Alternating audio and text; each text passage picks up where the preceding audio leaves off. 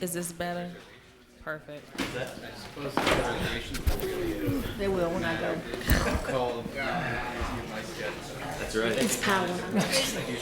It's funny, at my last house, I received a few invites that clearly weren't for me.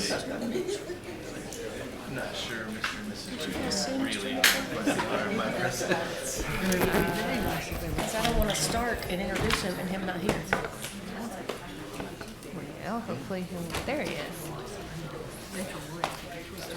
Hey, how are you?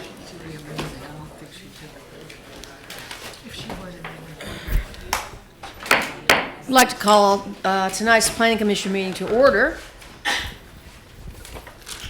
Thank you all for being here.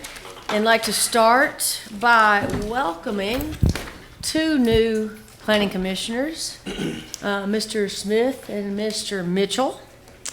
And if you guys want to take a minute and introduce yourself, that'd be great. Sure. Well, I'm actually new, right? I'm Hunter Smith. I've been a resident here for 9 years and operate a few businesses here in town. And I'm excited to be here. I'm mostly in listening mode for a little while here, but glad to be here. And I'm Hosea, and good to be back. This is my second trip through the Planning Authority, and my third trip on the dais, because I was on the Housing Authority before this. Well, welcome and thank you. And we thought we would fill the agenda for you this evening so that you could feel right at home. So,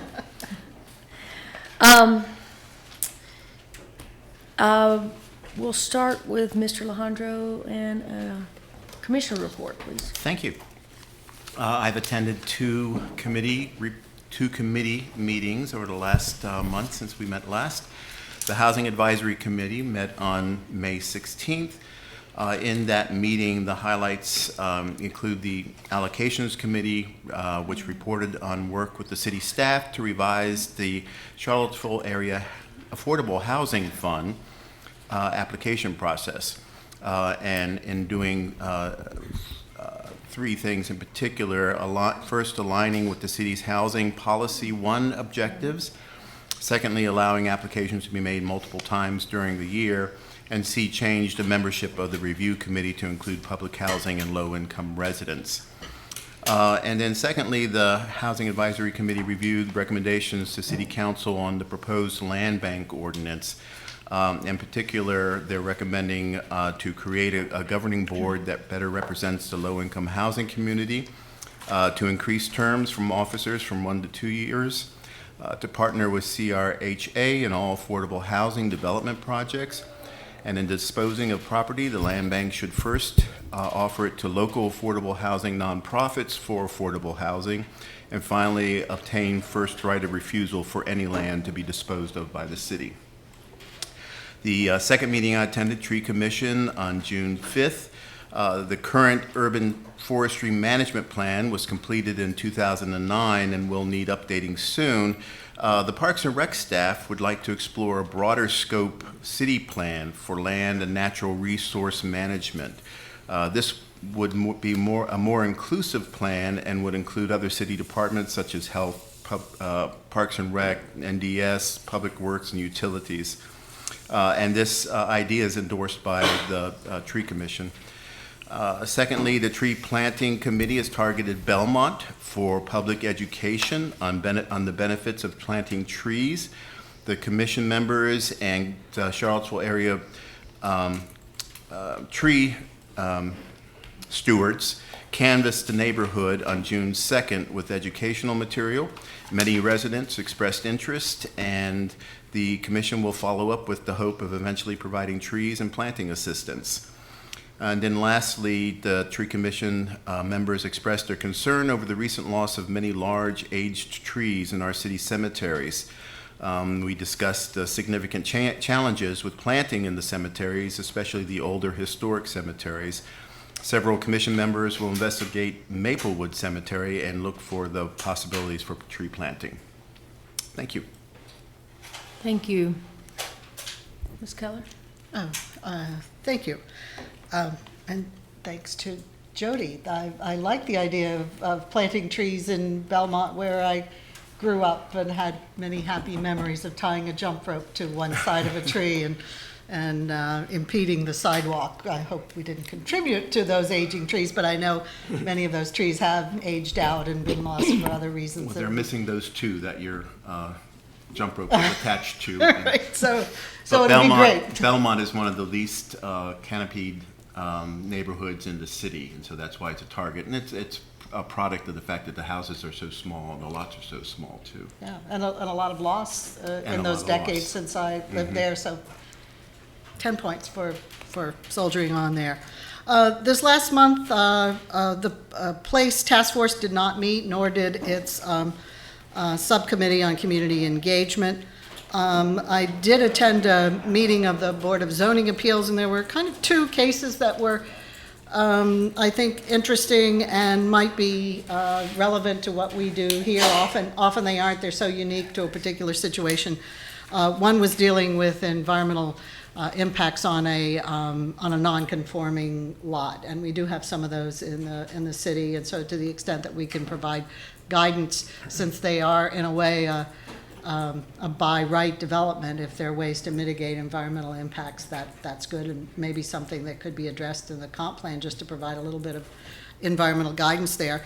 The other one was about setbacks in a new area, and I thought, again, as we talk about ZTAs and comprehensive rezoning, we might want to look at our setback requirements relevant to those few unique new areas that are new streets that are developed in the city, because sometimes that just doesn't seem to work. So I just wanted to point those out.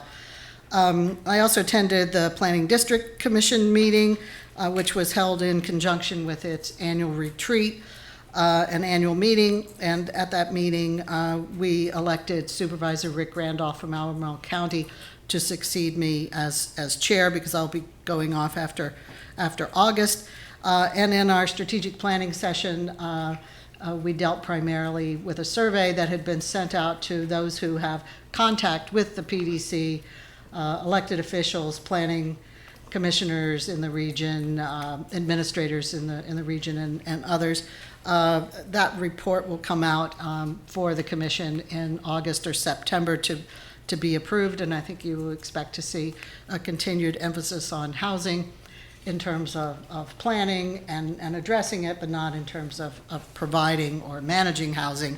And perhaps there was a desire expressed for more planning guidance in the environmental and preservation areas.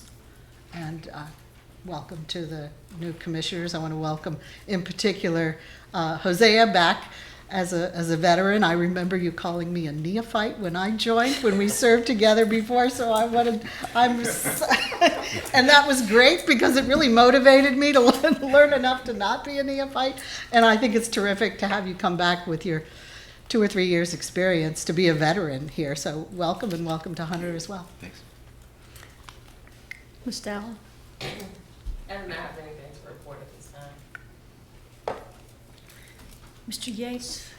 No news yet, thank you. Okay. And for our new commissioners who have yet to be appointed to a subcommittee, that will come soon. So have no fear. We will rectify that shortly. But if you have anything further to add before we move to the university report? Not for me. Thank you, Mr. Hogg. So I think the biggest news is that within the last few weeks, Brandon Avenue was transferred from the city to the university, and we're very appreciative of all the effort that went into making that happening. So the Green Street project is moving forward and is well under construction now. Otherwise, our Board of Visitors met last week, and they had a schematic design review for a renovation of Alderman Library. That project will have a significant effect on University Avenue as you go east up toward the university by creating a new and very welcoming elevation on that side of the building, and actually adding an entrance on the north side of the building. So I think it will have a substantial improving effect on people's experience of coming up that big hill. The Student Health and Wellness Center that I mentioned last month on Brandon had a design review, and the new softball stadium at the corner of Massey and Copley Roads had a design review, and those were well received. And finally, there was a discussion about a new athletics master plan that will come back. All of these will come back to the board later this year for further discussion, but it's a master plan that really looks to the future of university athletics and covers the substantial area north of the train tracks all the way up almost to Arlington Boulevard with demolitions and additions as part of it. Thank you. So I had no subcommittee report, but I did want to report on a couple things. We do have many vacancies since we have had the departure of Mr. Tantosky and Mr. Keyseeker. And so I am looking at the new committee assignments and checking in with you guys probably this week and early next week so we can get that those assignments made so you can start on your way to more meetings. Right now, we do have the vacancy at the vice chair. Since we are very close to our annual meeting, which is in September, we will be, I will be appointing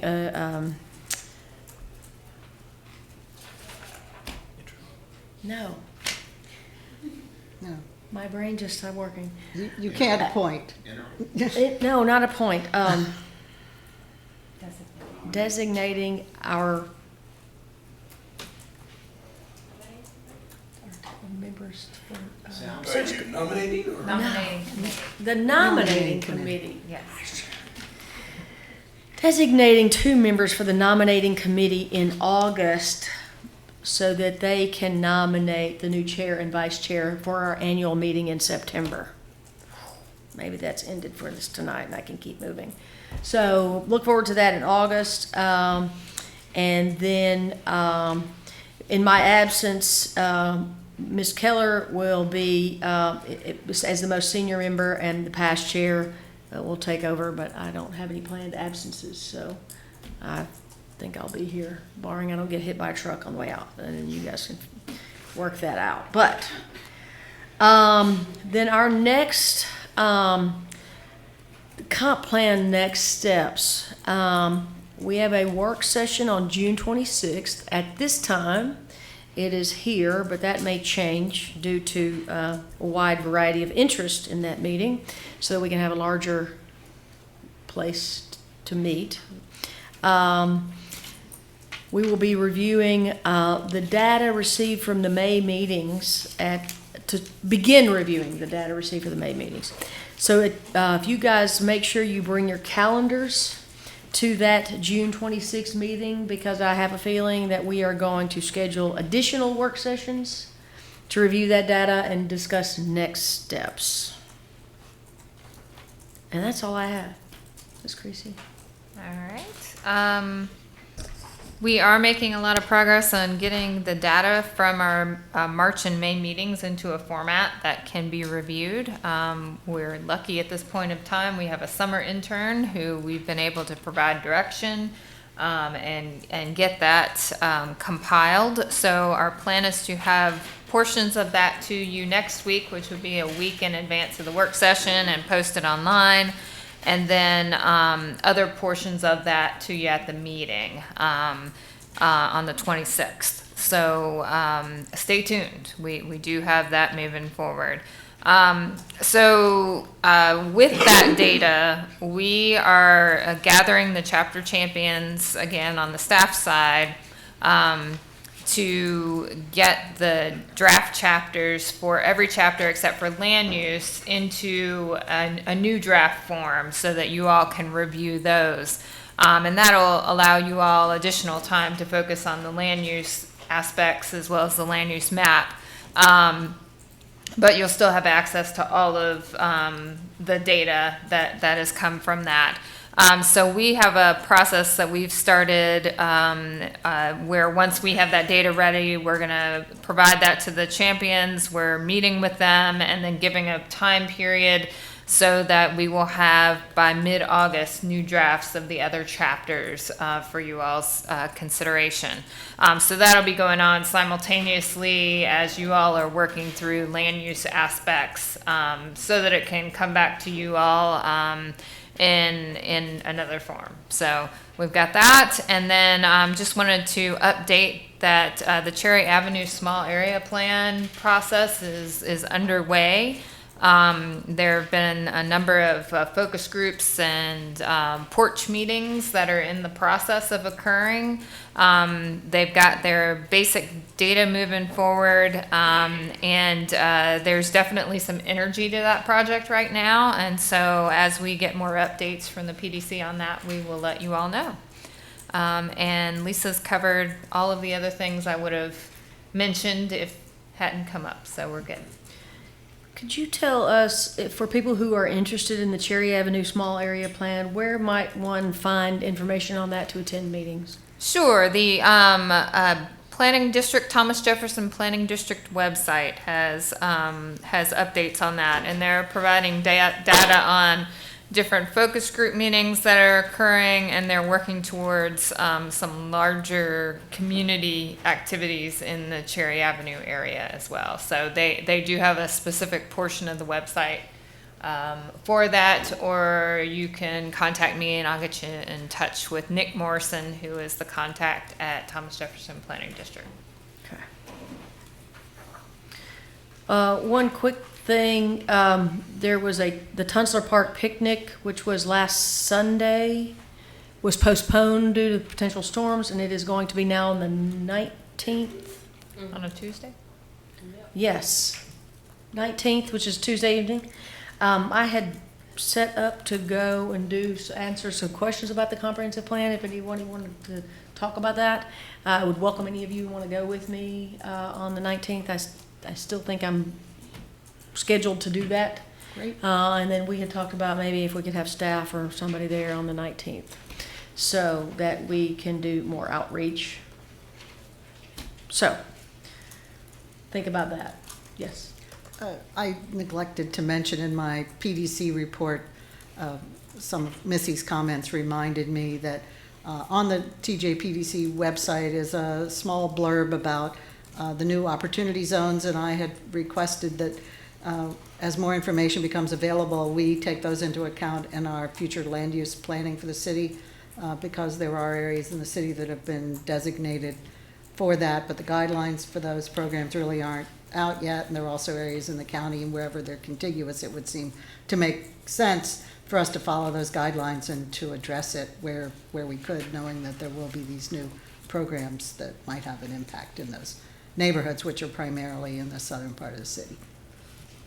But you can access at least a basic map on the TJPDC website. Is that something that you think is worth putting on the ribbon of our city website for people to see?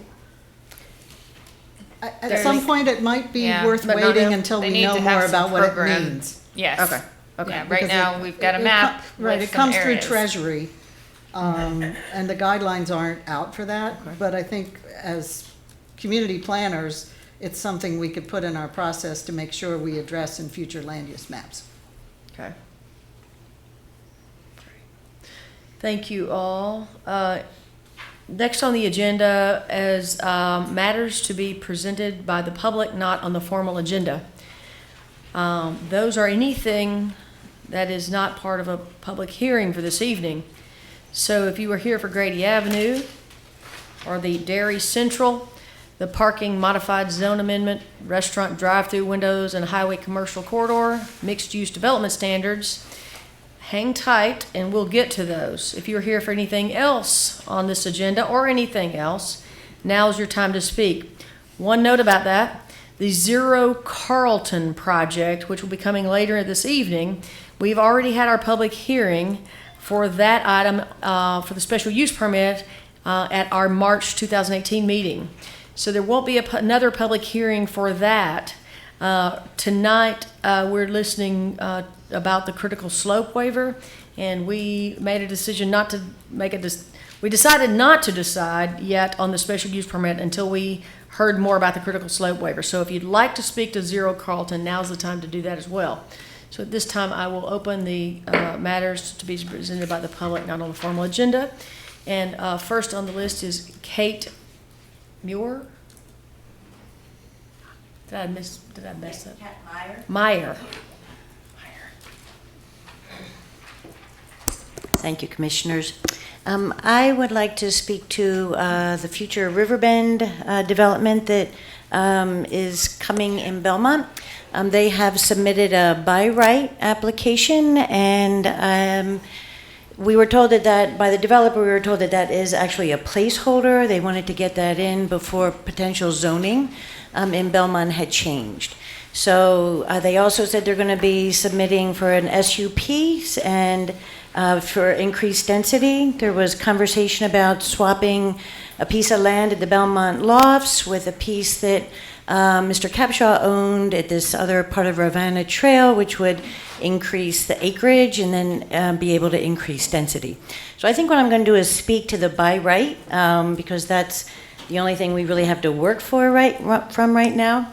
And that's 138 residents, residential apartments, and the traffic engineer said that with the formula that they plug in for that number of residents, there would be 450 residents driving out and 450 residents driving back. Just to locate where this will be, it's across from Moss, Jimmy Detter's old property, the 5 acres, Cole's mechanic shop. So it's a really narrow street. It's quite an interesting intersection with all the restaurants. So if you can just imagine 1,000 more cars right there in downtown Belmont, that would be pretty horrific. And with this SUP, what they're looking to do is increase the density so that there would be actually more traffic. So BCNA, our neighborhood association, has been working on this since last year, and we're just really asking for a thoughtful process as far as infrastructure. This is incredibly complicated. This is engineering, this is environmental, it's up on a slope. Mr. Detter had lots of cars and trucks. I've even done land reclamation, reformation, working with the streams back there. And so one of our problems is how do we follow the thread of accountability, and how long is that process without a city manager or someone to really oversee these projects at this point. You know, this is a huge project. It's a huge suburban type development right downtown in Belmont. My friend and neighbor will address the NCC and different zoning, but what we're really looking for is kind of laying out of what's our process, what's protocol, what's the procedure. Riverbend has come to our meetings and said they're anxious to have a dialogue with us, and then we found out that there was a plan submitted, and so we're going to go back, and we really want to have more dialogues, and we want to understand how can we really engage with the developer to have a really smart, sharp, urban, appropriate development in the jewel of Charlottesville in a way. I'm a little biased myself, and I want to thank Missy for responding so quickly. Thank you. Thank you. Next on the list is Eugenio Scanini.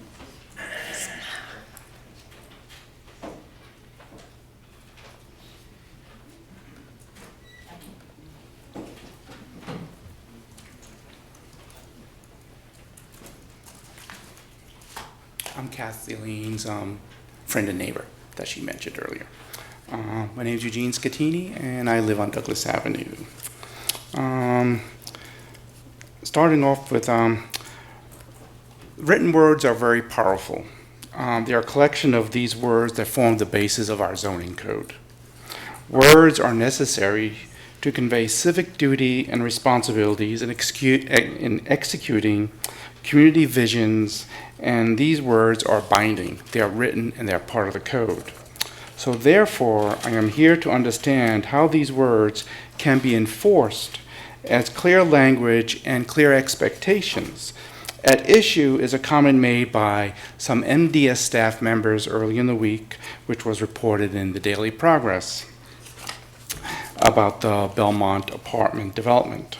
Specifically, how one reviewer's comment who quoted verbatim the language of the neighborhood commercial corridor within the review comments, and which was considered a recommendation, really. So is the entire zoning code a recommendation? I feel the objectives and the intent are clearly communicated in the listings of the requirements of the mixed-use corridor districts. And the neighborhood commercial corridor district is a unique animal that was developed many years ago, and I was part of that development and spent many hours drawing circles on maps and stuff with Karen Freehoff and Ron Higgins. And it's unique to Belmont and Fry Springs. And I think it's very clear, the purposes are laid out very clearly, is to encourage mixed-use development. And then the objectives are laid out very succinctly. Encourage a use of mixed development, demonstrate appropriateness use of scale, development offer creative minimization of impact of parking facilities and traffic, landscape spaces available for pedestrian uses, alternative forms of transportation. I guess they mean explore alternative forms of transportations. 15 years ago, I think we were thinking hoverboards, but those haven't come yet. Neighborhood and economic activity, home ownership, and importantly, neighborhood participation in the development process. The objectives further states that each of these zoning districts are to encourage a mixture of residential, commercial, and cultural uses within a single building or within multiple buildings and structures. And particularly important, this creation is a vital center for economic growth. So when we developed these plans, the neighborhood commercial corridor was an extension of downtown Belmont, which would encourage the use of a vibrant community since it would outgrow the confines of the existing into the new one. So I was wondering, these words are not ambiguous. So is there something in the code or in the zoning that we need to eliminate to make this language stronger? And we look to you as to enforce and uphold these words and not recommendations for our future. Thank you. Thank you. Nancy Carpenter.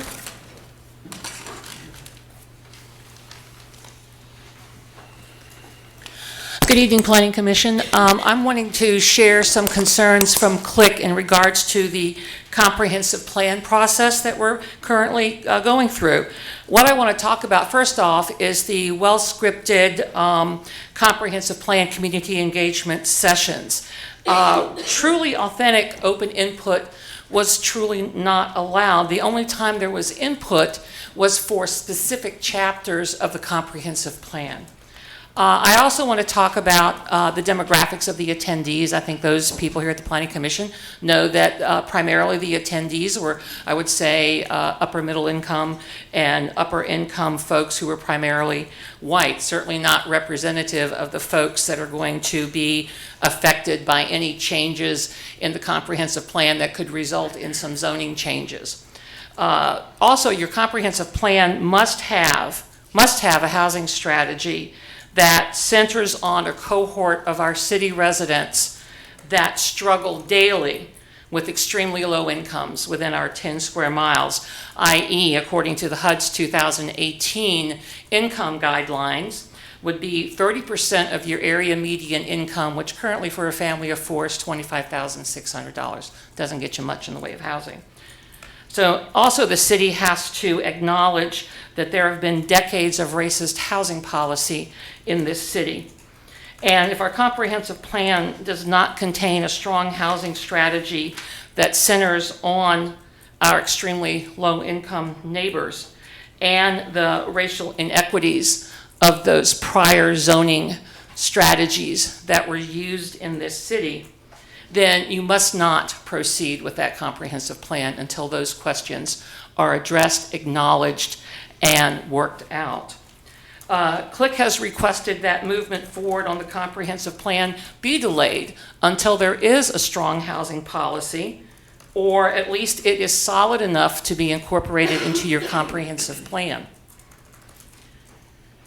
There is also, it looks like, zero time for public input on your housing needs assessment study, because it looks like the deadline for the comments and the release date of that study are simultaneous. The public needs time to consider, the study, to look at how the data was collected and any questions about data collection. And also with such new, members, don't you all want time to consider everything as well? Also, as part of the housing strategy, my own consideration is that there has to be a strong anti-displacement policy within that strategy, because until we get enough units online that are sustainable, because the word affordable has been corrupted, kind of like the word organic, I don't really use it. Until housing is sustainable, we need to keep people in their housing. Thank you. Thank you. Mark Cavett.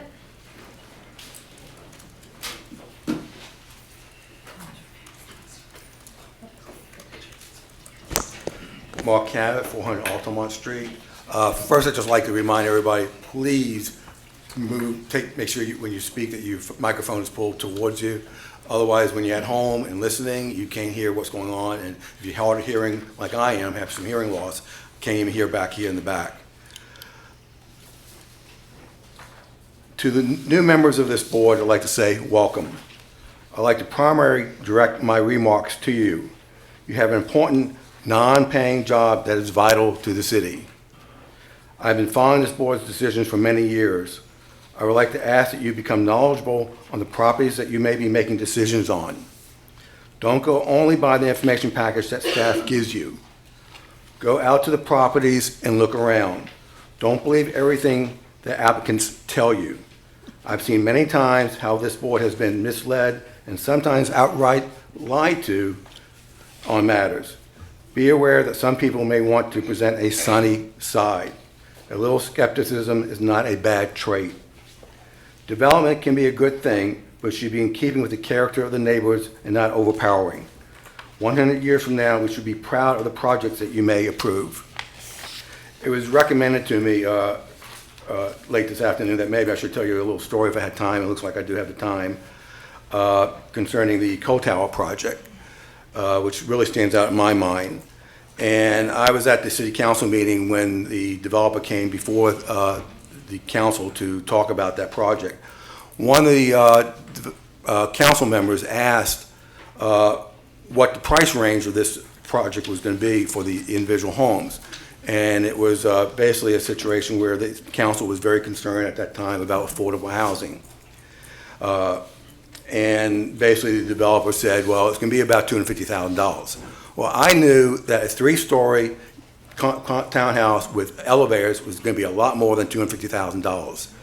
At a later date, I was at a staff meeting, and before I had a chance to ask the developer the question, someone else asked the question what the price was going to be, and he said that $250,000 was for the land. So that's an example of how council was misled about this situation. Those houses, by the way, now are selling for low price ones are $1.2 million. Thank you. Thank you. David Katz.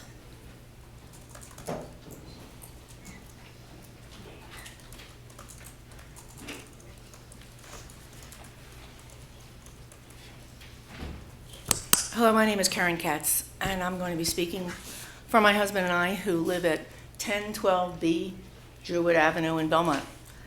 And the reason that we're here is because we are among a few recipients of a notice from a third-party consulting firm that does seismic surveys, requesting that we call and schedule an appointment for a seismic survey to be done at our home, because the people who are building Belmont Point are finding that they are encountering impenetrable rock. And so they want to blast. And they're anticipating what is very likely to occur, which is that every home within at least 700 feet of this area, and not only are there homes, but there are 2 ball fields at Quarry Park that's owned by the city, And there is, within a foul ball of that park, there is the Rivanna Trail. And so they want to blast, their request is that residents call to schedule this survey so that they can determine pre-existing conditions. Well, clearly that is so that later on, when you go to sell your house and you find that there's a crack in your foundation or in your plaster, in your drywall, in your window, in the window seal, that they can say, well, geez, too bad, that was a pre-existing condition. And anyway, by the time most of the damage would be evident, Southern Development Homes will be long gone, and there will be their insurance companies who specialize in the two-letter word no. And there is no compensation that you can give to somebody whose home is damaged by this kind of ridiculous. It's ridiculous. It's outrageous that we are expected to assume some of the financial and health, lifestyle risk that so that Southern Development can build 23 homes. Now there are I've been getting a lot of calls. This letter was left unscientifically, haphazardly on our door. And it was not addressed to anyone. They didn't even bother to find out who are these people who are engaging in this salacious partnership. So I've spoken with people who are contractors, and they tell me that blasting, there is no good outcome to blasting. And so we're asking for you to please become involved in this. And, I have an idea, speaking of, I know my time is up, but affordable housing, if this is going to affect 7 to 8 of the sites, they could take 7 to 8 of those sites, make them 2-story instead of 3, and make them affordable housing. And that would be a good thing. Thank you. Thank you, sir. Thank you, all of you. Kimber Hockey.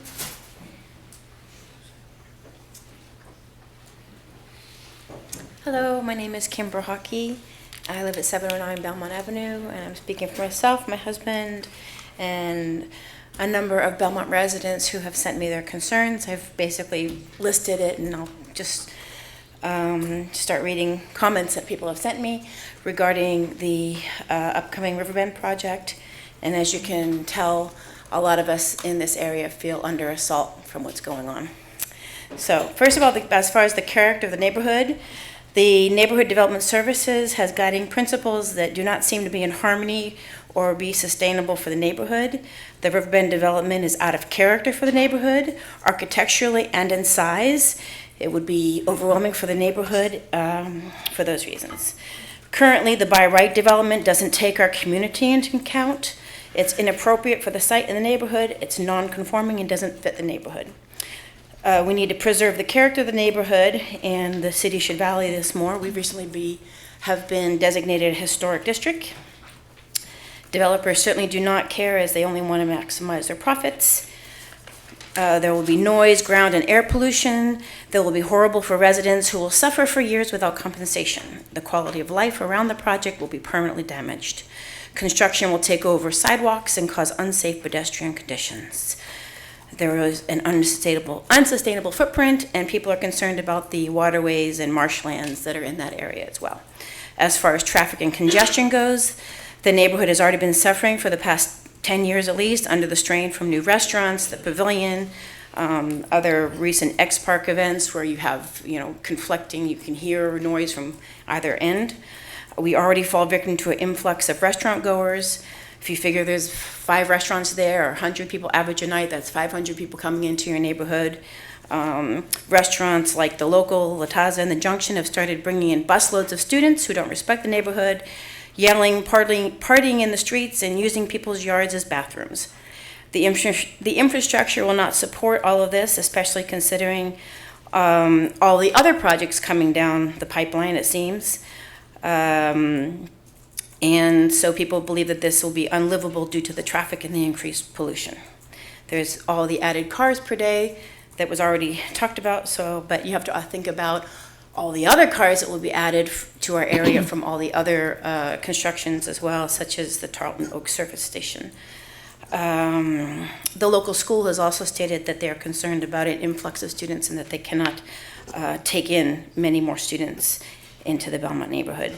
There are environmental concerns, there are lack of environmental safeguards, there is loss of trees and woods, which we were just talking about with trees is kind of ironic, the loss of wildlife and bird habitat.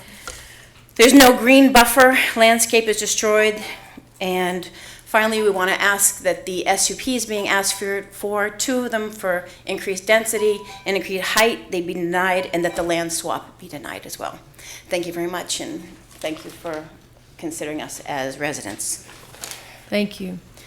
Is there anyone else that would like to speak to matters by the public not on the formal agenda?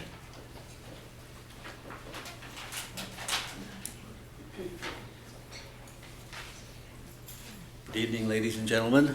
Brian, David, now that you're not included with the gentleman part. My name is James Kelly. I'm a resident of Charlottesville, a resident of Belmont, a resident within the 500-foot zone that we're currently talking about with the Southern Development blasting radius that they've given us notice of, short notice. I live within that zone, but I did not get the notice that everyone indicated that had been given. But that aside for just a moment, I'm a licensed general contractor, Class A licensed general contractor in the state of Virginia. I've been in business for more than 40 years. Before joining UVA and working with David and Jody at UVA, I worked in Northern Virginia, built everything from small entry-level homes to multi-million-dollar construction projects. I'm not unfamiliar at all with blasting and the effects of blasting on buildings and homes, especially close to the blasting radius. 500 foot is a pipe dream. Blasting radius extends well beyond 500 feet depending on the condition of the subsoil and the rock that may be found in the blasting area. Hard rock will penetrate and will travel a whole lot further than 500 feet. It'll travel as much as 1,000 feet, and the results of blasting may not necessarily be found within the first week, 2 weeks, a year. It could be as far as 5 years out that cracks occur because of weakened soil, weakened stone. It could also affect not only foundations. Let's talk about foundations for just a second, quickly. The houses in Belmont were primarily built 30s, 40s, early 50s. They were not built out of concrete block foundations. They were built out of cinder block foundations, which is a whole different world than concrete block foundations. Concrete block foundations are much more solid. Concrete is much more solid than the cinder block that most of those homes were built out of. Cinder block is very fragile, especially block that's 60 years old, 70 years old. It'll crack in a heartbeat, it'll splinter, it'll deteriorate over time. Cinder block is a whole different consideration than other foundations. In addition to, of course, plaster lath walls that are in homes in Belmont to a large extent, and even old drywall. So the effects will not be known immediately. It'll be known over a much longer period of time, and there is no resolution for it. It'll happen, and there's nothing you can do about it. But more importantly, Belmont is riddled with subsurface sewer systems which are built out of the old terracotta clay. You may be able to photograph foundations for homes. You may be able to document some existing cracks. You may be able to see immediate cracks in homes, but in subsurface foundations, that's one thing. But when you start getting underground to old terracotta pipe, which Belmont has got a plethora of, you will not see it until it is too late. Terracotta pipe is extremely fragile. It breaks in a minute. And you've already spent a tremendous amount of money, or Charlottesville's already spent a tremendous amount of money repairing terracotta pipe that is disintegrated in Belmont already. Blasting will disintegrate the rest of it. Anything within 500, 600, 700 feet, maybe 700, 800 feet, and you won't know until it's way too late. If there's anything I can do to help, give you more information or anything, please let me know. Thank you so much. Anyone else that would like to speak to matters by the public not on the formal agenda? Seeing that there's none, I will close matters by the public and move to the consent agenda.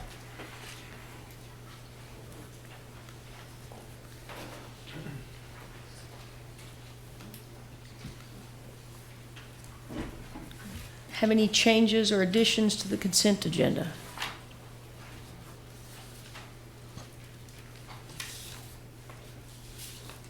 Everybody with me? Someone? Okay.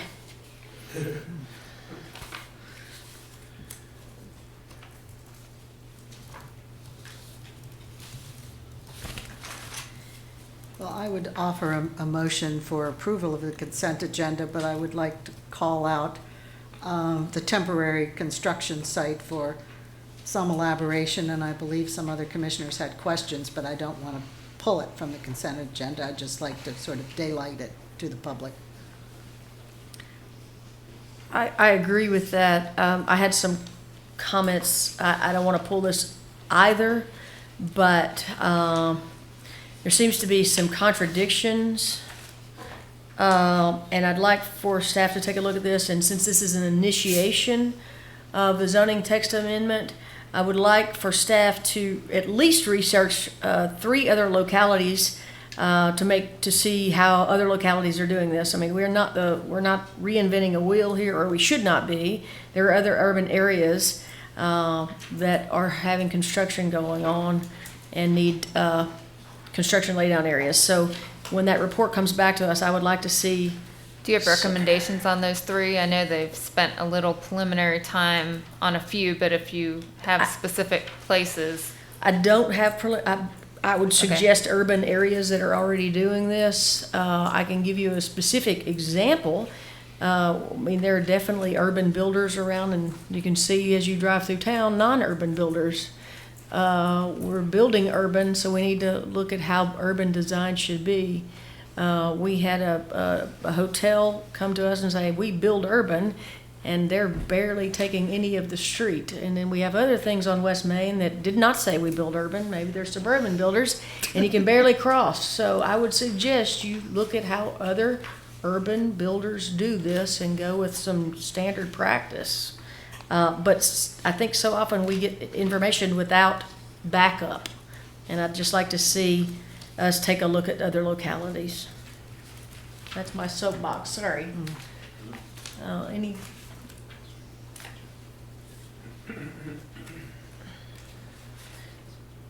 So, we have a motion for approval with some suggestions on item 3. Do I have a second?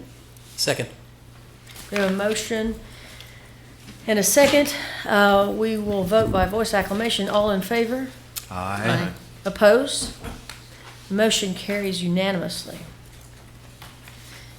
So at this time, we will move to our joint meeting with the commission and council.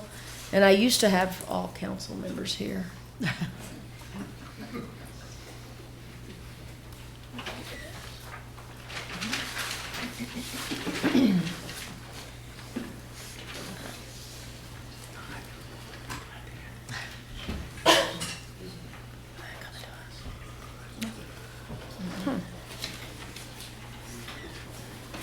Maybe while we're waiting, I can address a couple things. I would just ask about the housing study that was put on the council agenda for June 18th. That is not coming before the Planning Commission. The second thing is right now there is no deadline for the comprehensive plan. We're just trying to put together work sessions and get information based and pull the data together based off of what the meetings we've had so far. And definitely, we have new members that need to be caught up. So that's kind of a comp plan. But your assessment, even if it's going to council, doesn't provide for enough time for community input before, it's cut off. I'm just saying, maybe the council needs to do something about that time, whoever's in charge of that timeline, whether it's the city manager or his assistant or whoever. All right. So, could I ask that the vice mayor call the council into session? Call the council into session. Thank you. Who got a gavel? There you go. There you go. I have a question. Yes. And we don't normally do this, but I thought there were some very significant points brought up this evening, and we don't have a place on our agenda to address those, so I wonder if we could, in the future, have someone from staff follow up. I think these issues about the blasting in Belmont are really serious, but I don't see anything within our purview. I think it's great that they made us aware of it, but I don't see any way that the planning commission can address that, so I don't want people to stay here all night and think that we might be able to address it. And the second thing I wanted to clarify is that the needs assessment study is not the planning commission study. It is the HAC study. We have a representative to the HAC. We have staff that might be able to address that in the future, but it's not our study. We weren't involved in it. We weren't even aware it was starting, and now we've been told we need to hold things up until it's done, and now we're being criticized for it, and it's not our study. We should take it into account, but it's just not our study. So I hear you. And I too was thinking that we need some staff follow-up. We had some very important things come up tonight, and I know we have at least had one commissioner here, our council member for that whole thing. But if we are going to add that housing study in our comprehensive plan, I'd at least like to see it. So if we could get that sent to us, that'd be great. And I'm not sure how we can help with the blasting. I'm not happy about it either. I'm a Belmont resident, but I'm not sure how we can help. But maybe Missy can report back and give us some information on what is going on and what can be done, and if council needs to have a report on this blasting. And then also, I hear you. I'm getting a lot of calls on Belmont Ave. I don't know, I haven't seen anything, but I think it's something that will be coming before us at some point. But I think staff is reviewing a site plan or a site plan at this point, and I'll just wait for. We have no new information. The information that we had at the meeting in early April, and the comments letter that went out on April 9th is the most recent correspondence that we have on that project. We have no additional information. There's a July deadline for the applicant to provide us with which direction they're choosing to go, but that is all the information that the city has at this time. Thank you.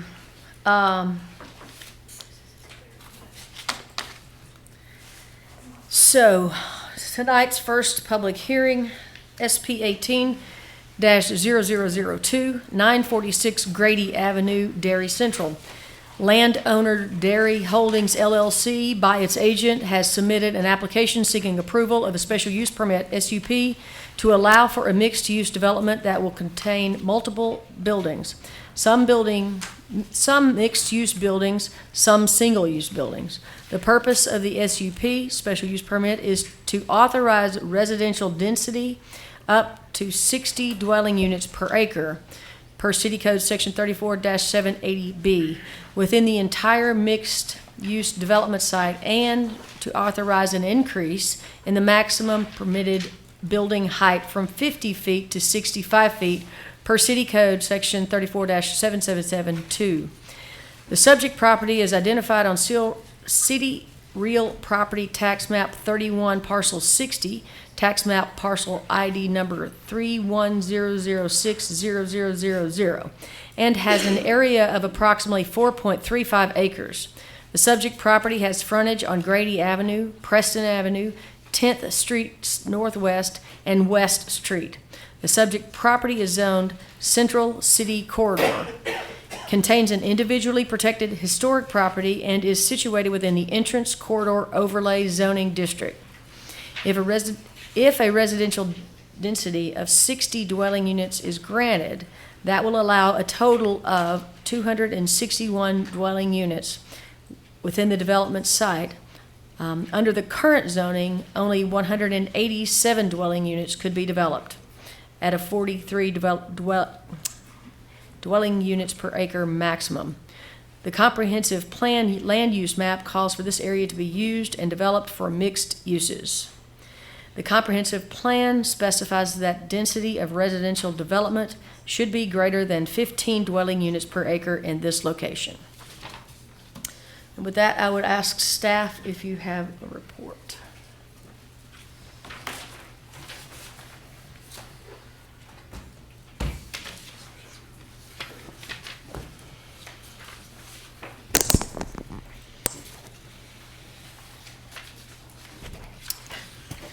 It's a hair touchdown. It's going to distract me the whole time. Madam Chair, Commissioners, and members of Council, this is a special use permit as the Chair described it. This previously came before you in your capacity as the Entrance Corridor Review Board in March, so it should look somewhat familiar in that you've seen it once before. So the special use permit is for the Dairy Central property, as highlighted in the materials presented to you. It is about 4.3 acres, located on Preston Avenue and Grady Avenue, with frontage also on West Street and 10th Street. The proposal to break down the phases of this, because there are several phases included in this plan, and that's kind of a point of confusion. The existing Monticello Dairy Building, which is a designated historic property, has been designated by the applicant as phase 1. That has a final site plan that is proceeding through review now. They do propose a partial demolition on the back there of some of the newer additions to that site, and an office component to be built on the rear there. They obviously have to preserve the frontage because of the historic designation. The applicant is before you tonight to discuss phase 2 and phase 3, although we do want you to consider the whole project in its entirety. The phase 2 is the area immediately behind the Monticello Dairy Building on 10th and West, which is currently a parking lot. That area is shown in your materials. They also are including phase 3, which is across the old Wood Street right-of-way, which is when you do enter this site and park off of Preston. If you take that right turn, you're going onto what used to be a right-of-way, an old city right-of-way that's been closed, but it used to be a street designated as Wood Street, and it does run pretty much the length of the site. So that is a dividing line between phases 1 and 2, and phases 3, which is back on West Street, and phase 4, which is the rest of the Preston Avenue frontage. The applicant has designated phase 4 to be a structured parking facility with commercial development, no residential development planned for phase 4. So that phasing breakdown is in your materials tonight. As a special use permit, you have a standard of review shown in section 34-157 of the code that tells you to look at several features, several matters when evaluating the proposed impacts of the additional height and density the applicant is requesting. One is the massing and scale of the project, which you have discussed, you partially talked about in March. Traffic and parking congestion on adjacent streets. When staff looks at this, obviously there's a big concern about the impact on 10th Street, particularly heading towards the university and towards Main Street. The traffic engineer has already been in discussions with the applicant about what type of physical improvements can be done around the edges here to force movement, if it does go onto 10th Street, force movement towards Preston, towards the major arterial that this project sits on, where the traffic can be handled best and not going through the 10th and Page neighborhood. So our traffic engineer has looked at that. The project does, even at a by right level, does produce a significant amount of traffic. There's a number of trips leaving this site. Noise, lights, dust, odor, and vibration, which this project really is similar to the surrounding properties on Preston Avenue. Displacement of existing residents or businesses. There obviously is no existing residential on the site. The existing businesses, there have been some displacements there, but that they're actually replacing far more interior space once they're done. The ability of community facilities in the area to handle additional residential density and commercial traffic. So one of the interesting discussions that the applicant has had that I was present with was with the superintendent of schools, and a member of the public touched on this for a different project, but they did mention that what we did learn in that meeting from the school office is that when a large apartment complex, which typically in planning terms, you're not worried about school kids in apartment complexes, families with kids, typically it's a very small impact to the schools in terms of new children in that development. But what the schools did relay to us was apartment complexes that have been built within the city, they have seen a spike in school enrollment, and it's not from people moving into the apartment complexes, it's from people that are currently living in the city in low-density residential areas that would prefer to live in an apartment. When those apartments open up, they're moving into those, and families are backfilling into the low-density residential district. So they have seen a big spikes in enrollment when apartment complexes have opened up, particularly on West Main Street. So this will have some impact on the schools. They obviously have met with the superintendent. They've discussed, they've given the breakdown of what they consider the people that would be residing in this. So the schools are aware of this project and where it's coming, and the facilities that will be impacted by it.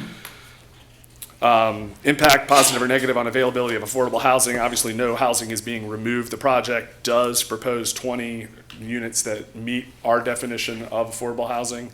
I'm sure the applicant would like to talk more about that. I do want to clarify one note in the staff report. 15 of those units are in phase 2. The remaining 5 are in phase 3. I think I might have said all 20 were in phase 2. That's not true. So overall, staff has done a review on this.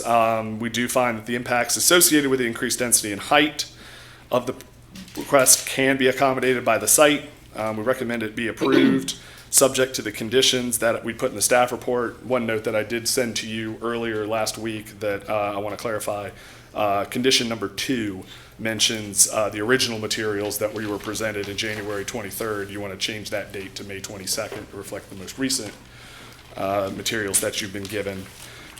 Additionally, I know some members of the public have suggested some conditions, and we've commented on whether we think those would be enforceable or appropriate to include. I know you discussed some of those in your pre-meeting, and we'd certainly welcome any changes to that and that discussion. And I'll be happy to answer any questions you may have, and I know the applicant would also like to make a presentation. For new commissioners, those recommended conditions are page 8 of our staff report. Yes. And you said May 22nd should be May that day? 22nd is the date. Yeah, that's the date. Any questions for staff? Are we able to talk a little bit about the parking? It looks like it's going to have to be staged, and maybe the applicant will need to address it, but when the applicant comes up, if you can do it, I'd like to talk a little bit about how you're going to stage the prior parking through the different stages, because you don't have a full-blown facility until you get to stage 4, where there's going to be a parking deck, I believe. Yeah, so I'll comment on the zoning regulations and how we do a phased development, and then the applicant can certainly talk about the specifics on the site. When we look at a phased development, and I think what the applicant is pursuing here is kind of an overall plan of development, and then final site plans for each phase as they come in. So at the conclusion of phase 1, the site has to be adequately parked. At the conclusion of phase 2, it has to be adequately parked. If the presumption throughout the project is if at any point the project ceases, we can't backload the parking in the final phase. So that's a review that happens with every single phase of this as it comes forward. Where's your parking? What are you doing there? If there's temporary displacement, what are you doing about that? Are you securing, temporary parking leases on adjacent properties to offset that? And then where is it permanently? So they have some options in terms of off-site that they could potentially explore. But like I said, there's no, we'll do the parking in the final phase, don't worry about it, and then they never do it. That's not how phased development works in the city. But the applicant does have a game plan that they're going to be able to articulate tonight or not? I would refer that to them. Certainly that would typically comes up as a site plan comes forward. So certainly phase 1 doesn't have any problems with parking because the phases 3 and 4 become a surface parking lot to support that use. As we receive those final site plans, they could get a special use permit, and conceivably if they can't make that parking thing work, they'll never get a site plan approval for the remaining phases of the project. They can't meet the parking requirements. Lyle had some questions that he sent to you in an email, and I've seen those, but I doubt that everyone has seen those. I wonder if you could cover those as part of your You report. could read them off to me. I can. I bet I could. I might pull them up. I'll race you. Yeah, you'll probably win. They were very smart. Oh. They were smart questions with smart answers. Is it possible to route traffic leaving the site west to 10th only? Okay. Yes, and we've spoken to the traffic engineer about that. We've already had conversations internally as staff about that. It's not enough to. I think we've been debating. Is it a no left turn sign, or is there an actual physical, what we usually call a pork chop there, that makes the movement, the turning movement, very difficult. You got to go over a curb to do it, so people are funneled. So we've looked at that. A lot of that depends on the traffic study that the applicant's going to have to do for this project to generate enough trips for that. But of chief concern of the traffic engineer is limiting the amount of traffic going back through the 10th and Page neighborhood. So that's, we've looked at that. We've looked at it. There's a point of access on Grady. That's kind of an interesting intersection because of the slip lane there. So I know the applicants also mentioned potential improvements eventually in helping with the city with I think we're actually doing a smart scale application for the Grady 10th intersection because of just how many points of access there are and how kind of clunky it is. So it's a keen concern to the traffic engineer that this function properly. And just could that be a condition of an SUP? I believe so. The one thing that I noted to you, I believe, is I would leave the final discretion up to the traffic engineer that in case there's a change that needs to be made, they can do that quickly as opposed to having to amend a condition on a special use permit, which would take 3 months at least. I'm guessing we can't condition an SUP on perpetual neighborhood meeting access. Would 10 years be doable? I would leave the final word of that to our legal counsel on that. I have several concerns about that. One is the enforceability from staff's perspective. If we find out it's not happening, how do we go in and enforce that and make that happen? I had a few other items on that, and You had a detailed response, which I appreciate. There were several concerns I had about it. But main enforceability is a big one. Can we actively enforce that? That's an item that typically is would potentially be handled through like a community benefit agreement in the event. That's usually when there's a third party that's receiving some sort of benefit. So these are a little bit tricky because you're not going to go in and chop the top part off. We gave it SUP for additional height. Correct. That's an issue. Yeah, and I think that in the back of my mind, I was kind of saying, I know what I was talking about. The conditions need to address an impact of the special use permit. So is the additional height and residential density creating the need for this community room to be open to the community? That, I think, if the applicant is willing to submit to that and says, yeah, sure, we're willing to commit to that and we're happy to have that as a condition, that's fine. The impacts of that increased bulk and residential density to me need to be related to, the impact of that. So You also listed a concern about the community room being in phase 1 and this being about phase 2 and 3. Right. Your residential density and additional height is all in phase 2 and 3. So this is outside the bounds of the special use permit. So once again, I think if the applicant is fine with making that commitment, that's fine. It's the make or break on a special use permit. I think I would look at it if it can't be guaranteed. I'd kind of look at that as that's an amenity that's coming in phase 1. But if it were suddenly tomorrow, the plans change and it becomes retail, are you still happy with your vote on the SUP without it? I had a final question. Mm-hmm. How is the affordable housing structured, for example, as a proffer, or does it need to be a condition of the SUP if we approve for it to have any teeth? So the affordable housing 34-12 of the city code requires affordable housing for special use permits and rezonings beyond a certain size. So it is a zoning requirement. They have to do a certain amount. They've been in contact with our housing planner, Stacy Pethia, about that, discussing how that happens. So it's not something that really needs to be in a condition because they've got to do it no matter what, once they're in this area. I know the applicant has mentioned going above and beyond the requirement. How that gets memorialized is, I think, something I would refer to my attorney on that one. But whether we can do it or not, I know, I think Stacy weighed in on that. So I'll leave that to people who know better than I do. To piggyback on that, there's nothing in the code to say what kind of affordable, so everything could be 80% AMI. But based off of what was in the staff report, and then I can't remember what page that was on, is that something that we can memorialize as a recommendation?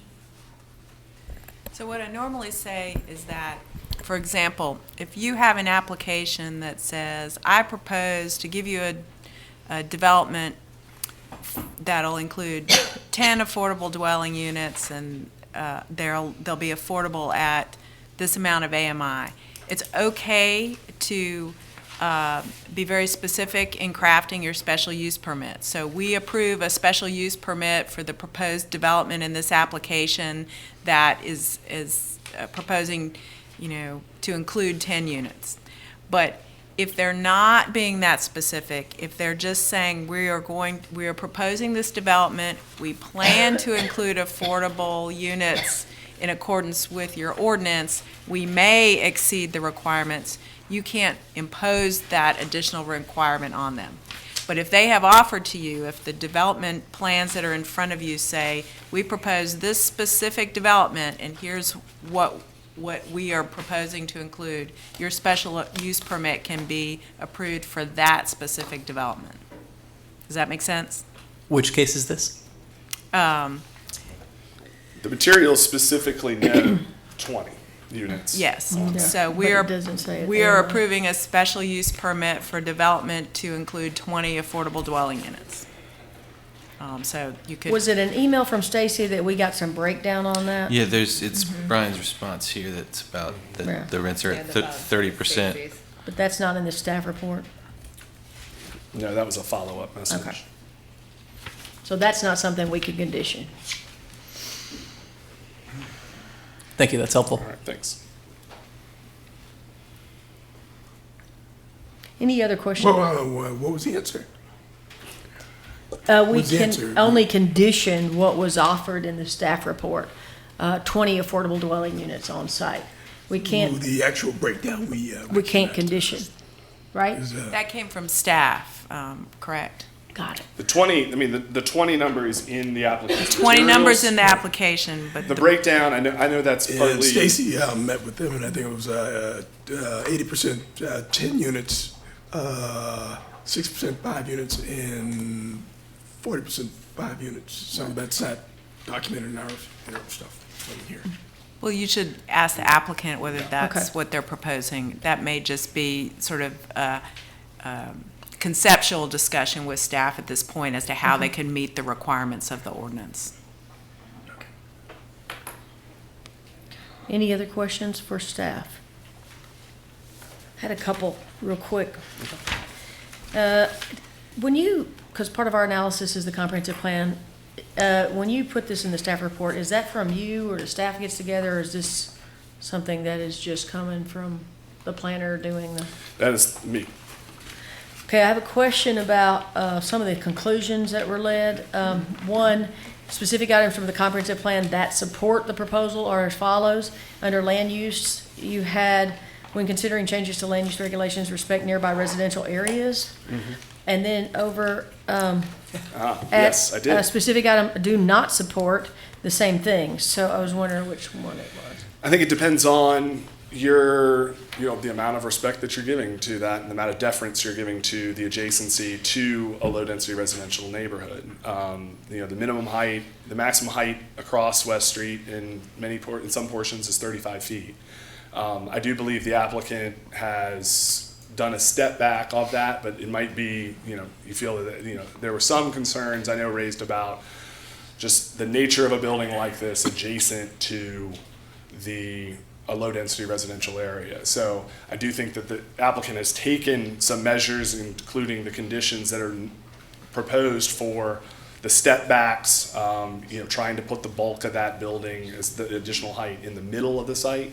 But there's also that question of, is this, in your mind, too much use next to, the additional residential density and height? Does that create too much of an impact? This could be a means to. If you had seen that and edited this, which one would you have taken that out of?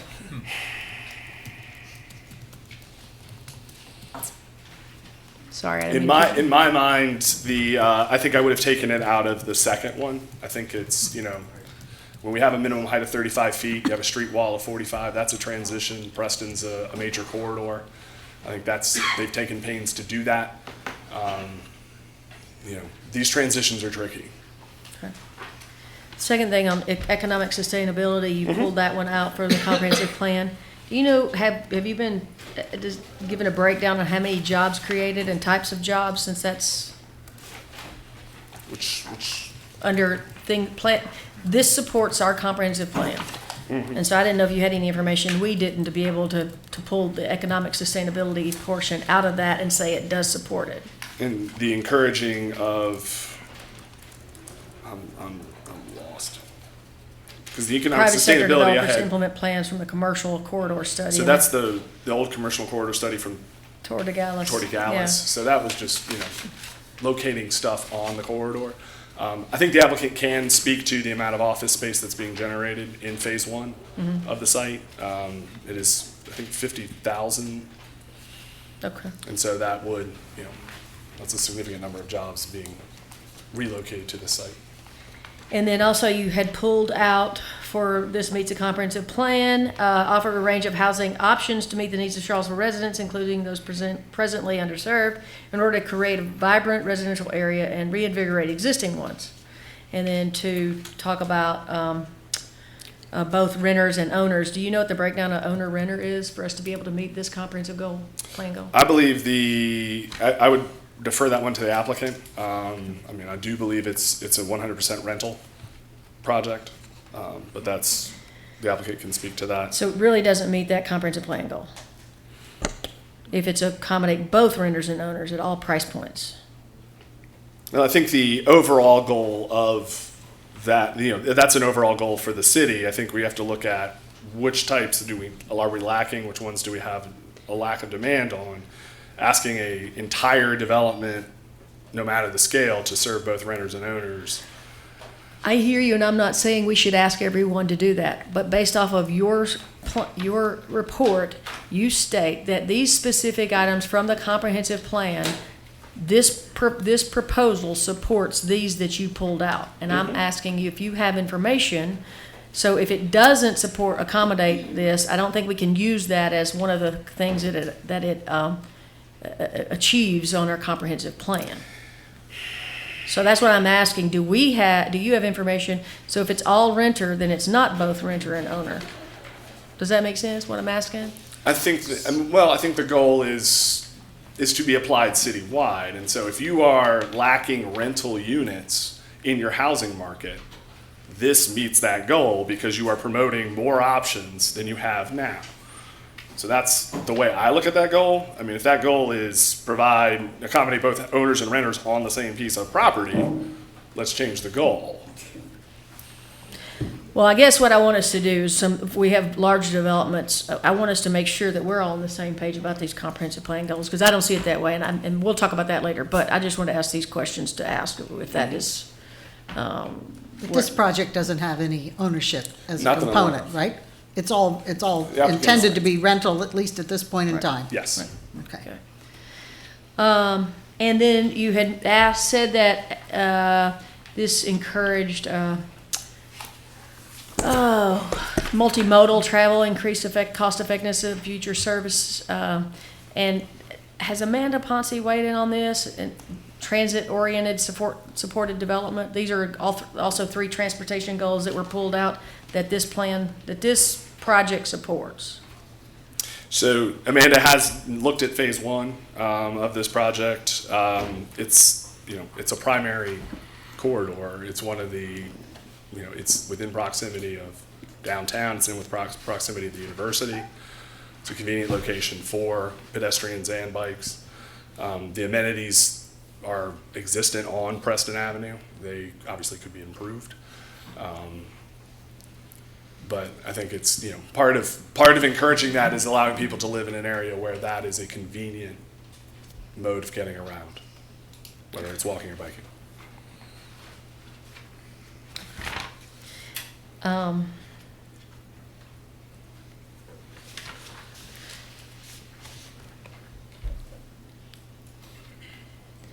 The second thing is, or the next thing is under the attachments, let's see, 6, 7, are traffic and parking congestions in adjacent streets.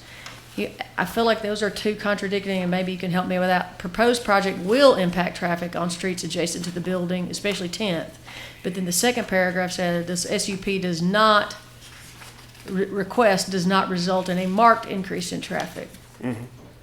So we're looking at the difference between the by right and the SUP maximums in this situation. So the residential density allows for an additional number of units on the site. The impact of this developed under a by right scheme will be substantial. That addition is not something that in staff's opinion, the site can't handle at either level. So that's probably clear as mud, but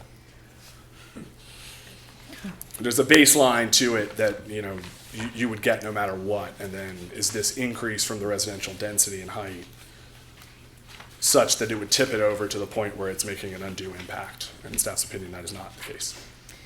And then I have one last question.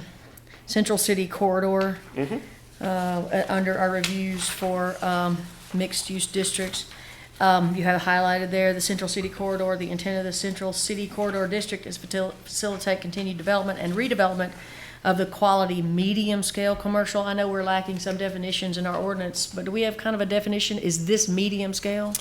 I think that is regulated through the no definition. I mean, I think building heights and setbacks regulate what your scales are. There's not a permit. You can't go to 101 feet here. Okay. That would be large in our city. 101 is large.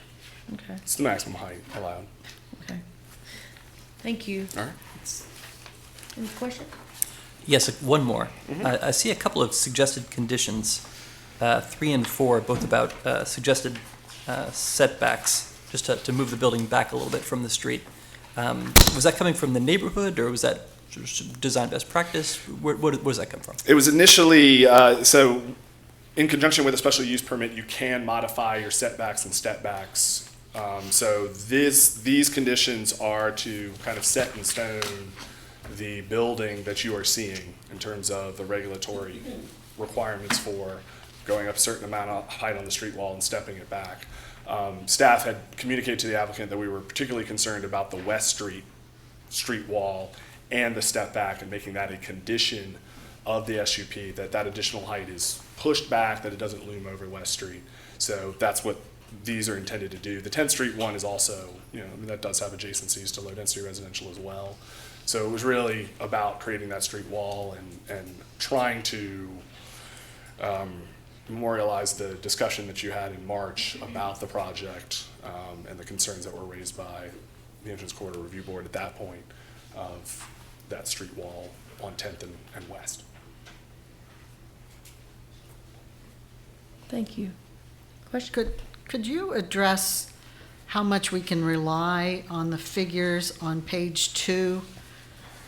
Under background and details of the proposal, I'm speaking specifically about the number of square feet that are devoted to different uses such as office space and residential and restaurant and brewery. It would seem unreasonable to think that perhaps a brewery or a restaurant would exist there into perpetuity and that those uses might change.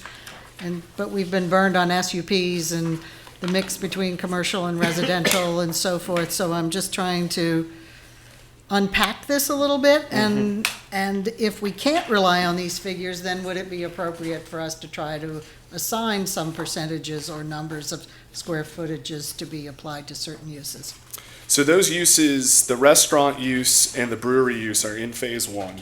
They're Right. in the existing building. I don't know that the special use permit Phase specifically. 2 identifies 202,305 square foot mixed-use building, 175 residential, and 1,358 square feet of commercial retail space. So think- could we rely on these figures, or would we need to memorialize those in conditions for the future? Or then could someone just say, well, all 202,000 square feet are going to be residential or going to be commercial? I think if the commercial as shown in the plan is something that the commission wants to ensure will be there on 10th and West, then that's certainly something that could be in there. I would also. No, I'm not asking could. I'm asking, if we want to rely on this in the future, would it be a wise thing for us to put percentages or square footages in the conditions?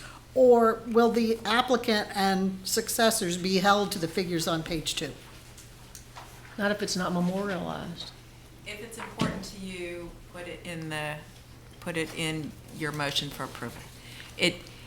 Understanding that this development will be refined as they further develop their concept plans through the point where they get site plans and then later construction plans. It probably is easier to take square footages and translate them into percentages instead of saying 1,302 square feet of something that somebody may later want to be 1,305 square feet or something ridiculous like that. But if it's important to you to make sure you get characteristics that are they're being proffered or offered to you in this application, then you should call them out. We will also include a condition that says that the general characteristics of the development will be as referenced within the application. But if there are particular things that must be maintained, you should also call those out. Editorial. There's a lot of stuff in applications that's just noise that we can't rely on in the future. And as we have new members joining the commission and joining council, it's important to separate out what we can rely on in the future from what just seemed like a good idea at the time. Thank you. At this time, we'll ask the applicant to make the presentation. Please note that you have 10 minutes for this presentation. We have a presentation?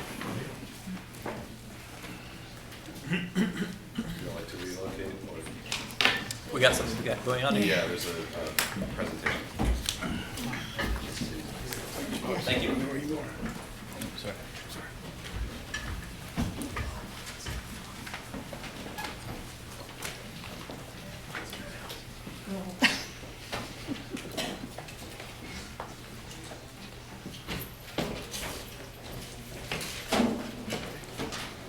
While the commissioners are settling in, I'll introduce the team that we have tonight. My name is Chris Henry. I'm the president of Stony Point Design Build. We are the developer of the Dairy Central project. I also have Lee Quill with me, who is the president of Cunningham and Quill Architects, the lead designer on the project. We also have representatives from Timmons Group Civil Engineers, Water Street Studio for the landscape architecture, and Williams Mullen for land use consulting. So with that, I'll start. And so what you saw on the cover sheet was actually the phase one of Dairy Central. This is a public market and office space. This is the bulk of the commercial space that we'll be having on the project, and this is going to start construction this August. We're very excited about that. And as we worked through our public process with phase one and moving into phase two, we conducted a pretty extensive community engagement campaign. And next slide. We worked with the neighborhood and hosted a series of public community design days, actually at the site. The first one we had about 18 people show up to, and we wanted to really get a lot more feedback about the project than that. So we hosted another one at the site that I think some of the planning commissioners were at. It was covered in the press, and we had about 58 people show up, and that was that was getting a little more like it. And through that, we actually reached out to the neighborhood to form a community advisory committee and started a series of monthly meetings where we would go and we would actually talk about project issues. We would discuss the packages that we were submitting for review. And then we met with a series of other stakeholders that might have an interest in this project, both in the city, the county. We met with the school system, Dr. Atkins, as mentioned previously, and some neighborhood groups such as City as Promise, Habitat for Humanity. Next slide. What we heard from these community meetings was affordable housing is an acute need, both in this neighborhood and Charlottesville in general. I think that's a point that's not lost on anybody in the room. And so we really crafted our plan for phase 2 around how can we help the city achieve some of the goals of producing more affordable housing, specifically on-site in the projects where housing is being created. And so we've put together a proposal. I think the affordable housing ordinance that our SUP package triggers requires 5 units to be created or some equivalent amount paid into an affordable housing fund. And we really looked at how can we go beyond that to help achieve this acute need in the community. And we're offering to build 20 units on site in our project between phases 2 and 3, and that's at 80% area median income. This is 4 times the required amount, and it's 30% of the additional units that we're requesting here tonight. That's a big deal, and I just want to make that point that this has not been done in a residential development that I know of in the city so far. And we think that's something that we're really proud of. It took a lot of work with the community to get there, and it's responding to the biggest need that we saw.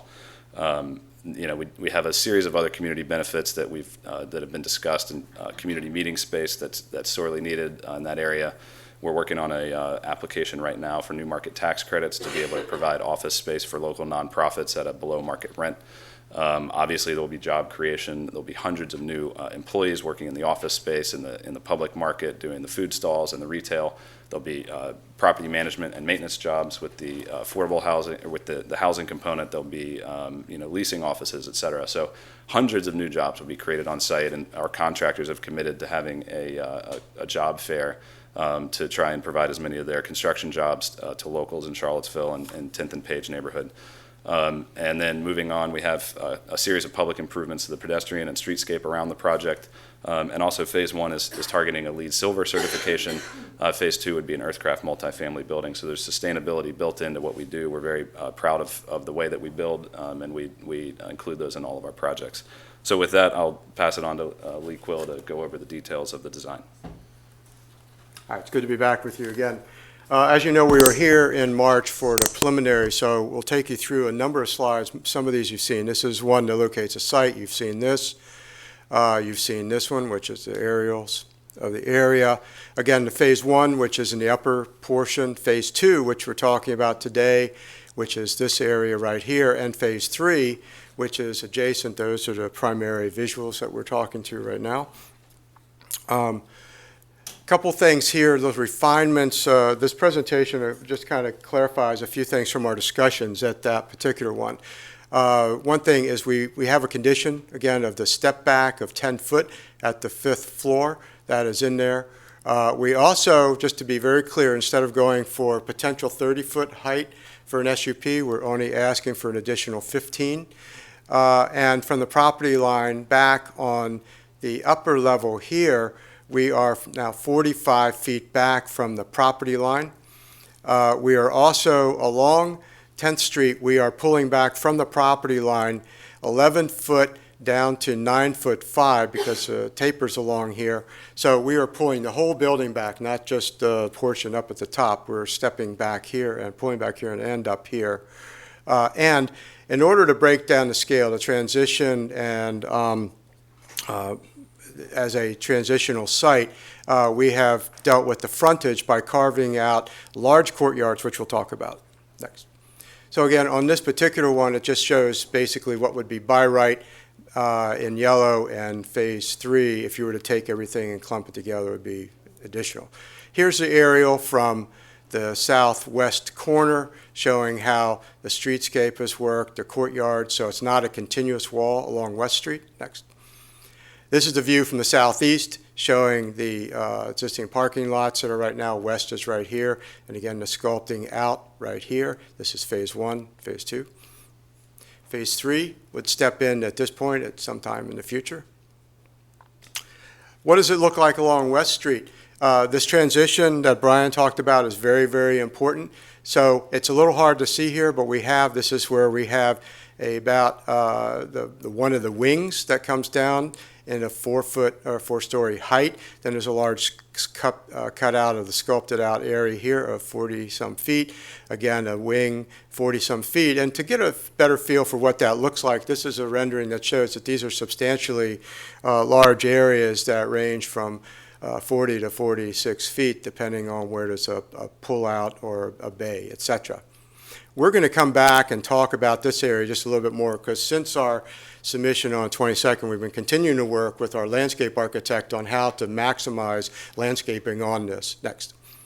So here on 10th Street, again, you can see the public right-of-way. We've put in accessible doors to all the units here. The interesting thing along here is that we have got a 6-foot clear pathway, and it ranges from 9-foot 6 here all the way up to 11 sidewalk here with encroachments like this. But we have maintained, even though it's a type A street from the Streets at Work, which calls for a 5 or 6, we've maintained 6. And in the next image, you can kind of see how it has these little step-out areas. It also calls for a 5-foot from curb to sidewalk continuous strip so that we can maintain areas there for the trees adequately along there. Next. In this particular area, you see the southeast corner along West Street going down to Wood. This is what you saw. We continued to talk about this area a little bit with our landscape architects. So next slide. And we will talk about that more. In one comment responding to Commissioner Alejandro, how they handle the corner, we've been looking at how this was a 6-foot height here, and then now we've actually done a stair, and we've got some more treatments along here that we want to talk to you about further.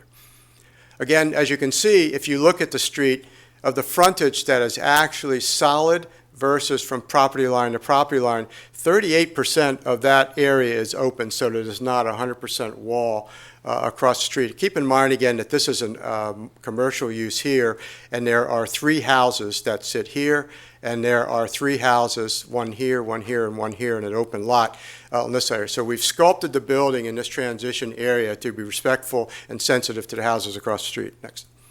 As you go up, you can see the courtyards carved out. And again, that pullback on the upper level right here of being 45 feet back from the property line, again, keeping in mind the property line is about 6 foot from the property line out to the curb line. And on 10th Street, we actually have another 5 feet. So we're dealing with about 14 feet in many areas along here. That plant strip is about 5 feet in addition to the 6 and then the 3 or 4. Next. Parking is located underneath the building in the center. It is accessed through the internal alley, not off of West, not off of 10th. We bring you in. This is the lobby to the office building, or to the residential.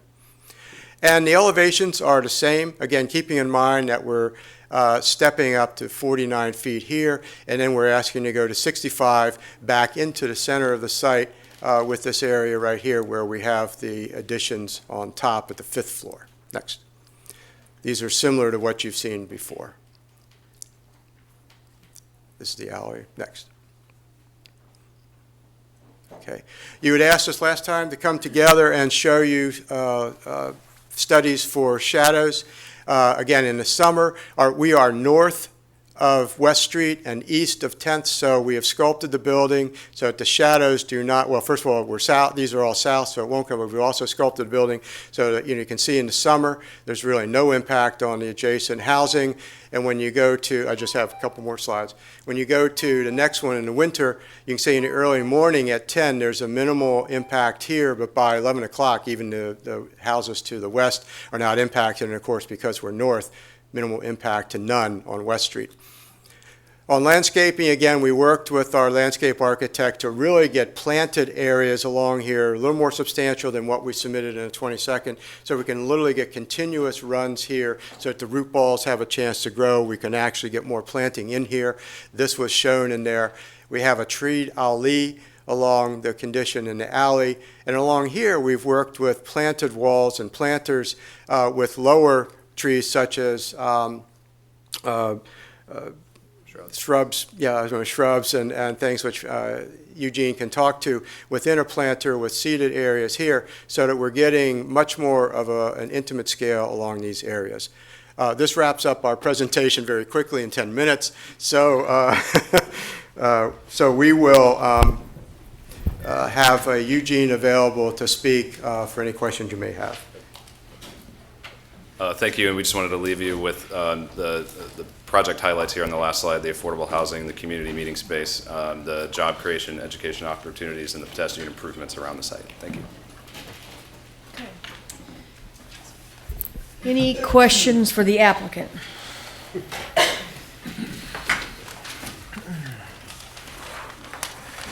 So regarding the affordable housing, it's going to be 80% as opposed to 80, 60, 40. Yes. So what we're offering to provide on site is 20 units at 80% AMI, and what you're referring to is a request we've made to the city through their economic development department to partner with them and provide units at a more deeply affordable rate. That's something that the community was very interested in, and we've proposed a tax increment performance agreement where, in exchange for a reduction in the property taxes, which are going to be in the hundreds of thousands of dollars, multiple hundreds of thousands of dollars for this building, we would reduce the rent to 40% for those 5 units and 60% for an additional 10 units. That proposal is on the desk in the Economic Development Office, and we'll be going to City Council along with this. The configuration of the affordable units, what is it? I mean, number of bedrooms, quality materials, blah, blah, blah. The units would be built exactly like all the market rate units in the project, and the mix, so the whole project is 1 and 2 bedrooms, and the affordable units would be the same mix as the rest of the project. So I think we're at like 65% 1 bedrooms, 35% 2 bedrooms, and the affordable units would be spread the exact same way. They would be spread throughout the buildings, and mixed in. The intent is that they're not clustered in one area. So, and I think the affordable housing ordinance has some description about how that's supposed to be done. Would those be dedicated units? That In other words, if apartment 110 is affordable, will it always be affordable? Or if those tenants move out, could... I don't know the answer specifically if it's tied to the unit number, but we would have to have that number of units available in the complex. So I might defer to like Stacy for more information on exactly how that's done. What we would probably do is have the same unit, just rotate out if the tenants change. Okay. Will they have different finishes? No, built exactly the same way as the market rate. Nice. Yeah. So, Missy, maybe you can answer this since Lisa's out, but is this something that you can grandfather? I'm not sure what that means. If these guys sell or if the owners sell it, does the commitment convey? Yes, because they're making it a condition of the special use permit, which goes along with the land. That's right. And one thing I didn't mention in the presentation was the duration of the affordability period. The ordinance requires 5 years, and we've doubled that to 10 for all 20 units. Question. So these are affordable for 10 years? Yes. Would you be willing to go beyond 10 years? Not at this time. I have 2 items. First, before being a planning commissioner, I spent a great deal of time working with your team, understanding what you're doing along with my neighbors, and I applaud your work to engage with the neighborhood. I think that you've set a gold standard for public participation that everyone else will be measured against. The proffered, some of the suggested language here about 10 feet off the 10th Street. You said 9.5 feet at the smallest point. Would 10 feet be a problem for the design?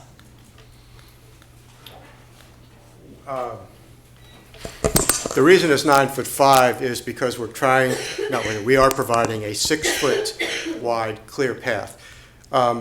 Streets at Work says a neighborhood A street, we've gone through this extensively, so requires a 5 or 6 foot We know that there's been a desire for 6 foot. So if we went to 5, we'd have no problem because we'd move the building out 6 inches.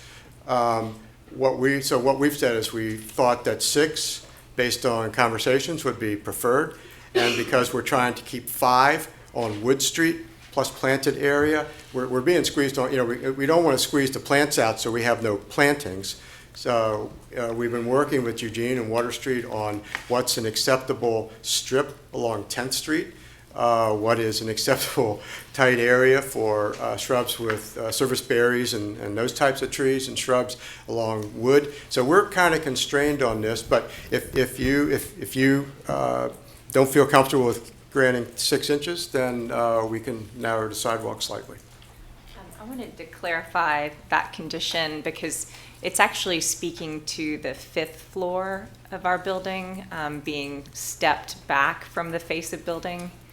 10 feet was the intention of that condition. So really looking at, since we're asking for the additional height of the 5th floor, there was a concern that if we didn't add a condition that that additional height might go anywhere on the site. So we were really looking at that step back for the 5th floor from the face of building on 10th is what the 10-foot references, and then the 45 feet from West Street. So just really guaranteeing that you have significant step backs, in particular on West Street, but also having the step back on 10th to minimize any visual impact from the pedestrian level.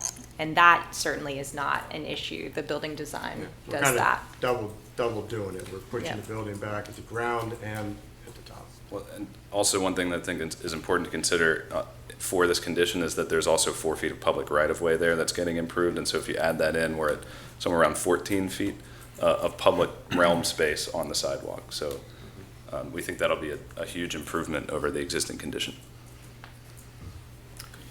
I want to be clear. We're being asked for an SUP for phases 2 and 3.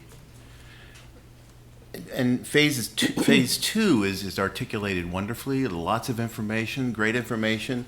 Phase 3 at this point in our packet is a conceptual blocking diagram. I don't know what I'm voting for in phase 3. So we're obviously, phase 3 is coming in the future, and so we haven't gotten to the level of design on that building yet to bring that before you. However, I think we're happy to commit to, if you wanted a condition about the quality of materials or the same level of articulation. We also know that both phase 2 and phase 3 will be returning to the entrance corridor review board as part of the design overlay. So both of those will have to go through the additional design review with this board. But I think in terms of the special use permit for the additional height that we're requesting, it has the same level of step back for that 5th floor building and the same general setbacks as this other building, and it's also designed by the same architect. So I think in terms of looking at any impact of that additional building height, we have specified exactly where that will be and how far away from West Street that needs to be. But there are things about phase 2 that are wonderful. The openness, the connection between the sidewalk and the interior of the buildings, how it embraces the activity on the sidewalk, that I just don't have any assurance of that happening at phase 3. And so it just occurred to me that we're being asked for phase 3 too, and I don't. Well, and it's a white block. And our understanding of the process is that this SUP is really addressing the density and the massing on the site, and so that's what we have for the phase 3. We're happy to have a condition that the materiality and the finish quality and the articulation along the street would be the same as phase 2. And like Ashley mentioned, there's another level of actual architectural design review that still has to be done for this building, so we'll come back before you to specifically look at the architecture.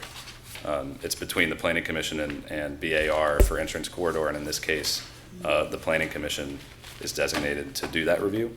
So you will get a chance to see the architecture and approve that. Yeah, we like coming here. We've done preliminaries, as you know. We'll be back. Yes. Could you Any come more on a night questions? that's not so crowded, though? Well, we've got to answer questions. So if there are any more questions, because we can open up the public hearing. Well, I just, man, this is really simple. Parking is a problem in Charlottesville. So can you kind of walk us through your staging parking strategy? Sure. So phase one is really not a problem. There's plenty of site available for the surface parking lot where the future phase 2 and 3 buildings will sit. Phase 2, as we show, provides 143 spaces under the building, and the additional spaces would be shared in that surface parking lot. I don't think that phase 1 and 2 are going to create a parking problem, and as we get to the future phases to build out on that lot, we're going to have to be building parking probably under the phase 3 building. We also own the Atlantic Emergency Warehouse site, which is south across West Street from this project. And the intention would be to look at that. It's about half acres. It's the same size as the footprint of the parking garage. So we could replace that parking temporarily within 500 feet of the project site. It's a corner of West and 10th. Yeah. So that's the developer's That would strategy. be the way you offload while you're building phase 4, I guess. That's right. Okay. Any other questions for the applicant? If not, then we will move to our public hearing portion.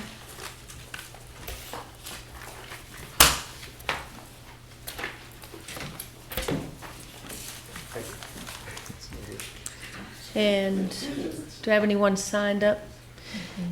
We have no one signed up for the public hearing for this project, but if there's anyone that would like to speak to this project, if you could please come forward and state your name, and you'll have 3 minutes for public comment. Nancy Carpenter, and I happen to live across Preston Avenue in the Rose Hill neighborhood, and have in a lot of ways been very impressed with the community engagement that this project has enveloped with where I live, and then across the street, and with a lot of other stakeholders in this community. But one of the other impacts that I don't think maybe the Planning Commission can truly address, it's maybe at the City Council level, is a comment I heard from someone in the 10th and Page neighborhood, and it kind of was even brought more forward to me listening about, perhaps a good strategy about tax credits and things that we can offer for hopefully some, units at 40% AMI and 60% AMI in the future, is that not only would the developer get some type of tax rebate, but when we talk about disparate impacts, in development, you also have to look at the surrounding property owners. And I'm not sure if the houses that are right adjacent to the property are owner occupied, or whether they're occupied by people who are renting and are perhaps renting a home that's considered sustainable in our community. But perhaps if there are some owner occupied units, that they also be offered some type of tax rebate, because with this type of modern development coming to this part of Preston Avenue, there will be, again, more phone calls to those homeowners saying, you want to sell? You want to sell? You want to sell? That kind of thing. And in fact, in my own neighborhood, I know that one of my neighbors did a study on her street of the property increases, and that just the cost of the land itself between 2017 and 2018 doubled. And that, I'm sure, it has happened or will continue to happen to the property around perhaps the perimeter of that development. It would be nice if there could be some also quid pro quo with homeowners to stay in there, because a lot of them are probably could be elderly. Like in my neighborhood, there are still a lot of homeowners that have been there for 30 and 40 years, 25 years, and they're getting into my cohort. Maybe they're a little older than me, but it would be nice to even though we don't have a strong impact assessment tool yet, we do have some impact assessment, but something that doesn't always look at the quality or quantity of life when we talk about development. Thank you. Thank you. Anyone else would like to speak to this project? Please state your name. You have 3 minutes. Hi, I'm Martha Smythe, S-M-Y-T-H-E, and I was wondering what the target market is for these properties and the rent that would be charged for the 1 and 2 bedrooms. I know you probably don't have the answer, but can we inquire of the people proposing the project the answer to that question?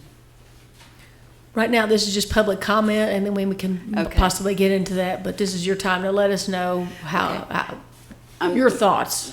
Based on just general concerns about rent in the area, as well as what Ms. Keller mentioned earlier, I am concerned about, a little bit of bait and switch as things start looking better and it's beautiful and so forth, that the rate goes from something truly affordable up from that, and that's just a concern, so thank you. Thank you. Anyone else like to speak to this project?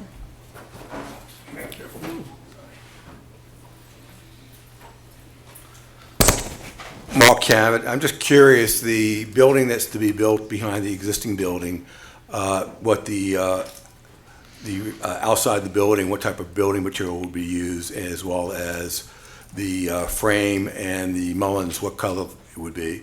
I'd hope that stucco is not going to be used, and I think that the frame and mullions, if it was used as a dark color, though I know it adds about 10% to the cost, would make for a much richer, nicer looking building. Thank you. Anyone else? Please come forward.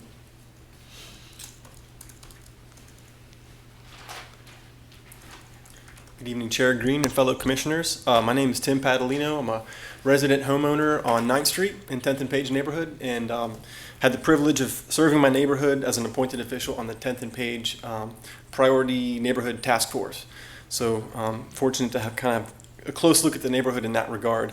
I want to touch on a couple things here. This is obviously a major proposal. I want to briefly touch on aspects that I find easy to support, in fairness to the applicants, and then hopefully have time left over to point out some aspects that are concerning and issues and recommendations I offer for your consideration.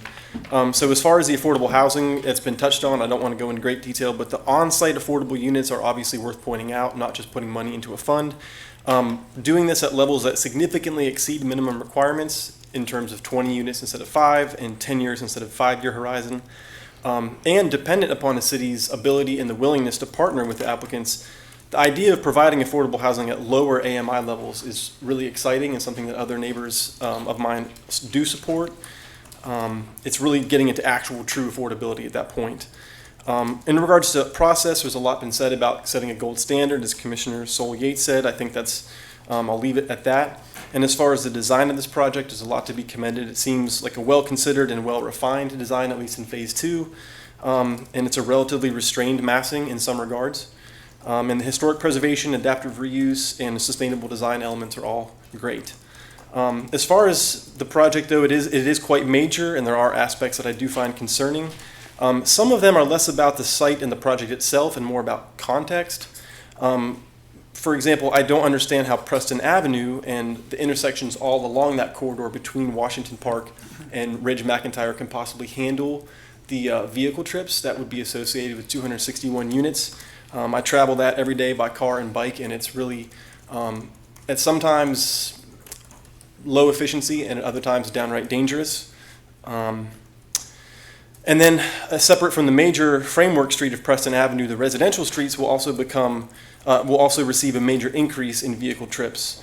And in a lot of cases, these are on streets that are very narrow, And for example, on West Street, there's about a 30-degree bend right at the laundromat. It's a busy place. There's a lot of people hanging out there.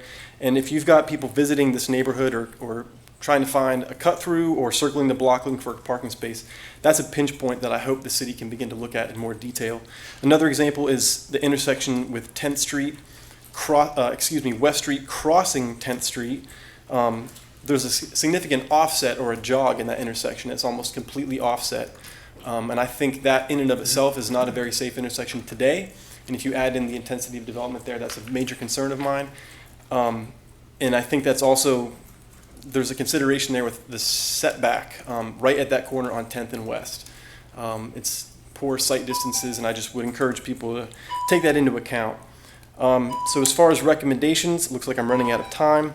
But I would say that this is a major project, and the neighbors and I hope that there's a way to maximize the positive elements of change, minimize the negative aspects of change, and I think there's a role for both the city and the applicants to play in working all that out. Thank you. Thank you. Is there anyone else that would like to speak to this project? Good evening. My name is Susan Krischel. I think we've seen a lot of new development popping up in Charlottesville, and the massing and aesthetics of a lot of that development is certainly something that the community has seriously questioned. When it is very rare to find a developer who will come before this community and actually listen to what the community has to say, speak to them face to face, and then design contextually appropriate projects that directly address what those community comments are.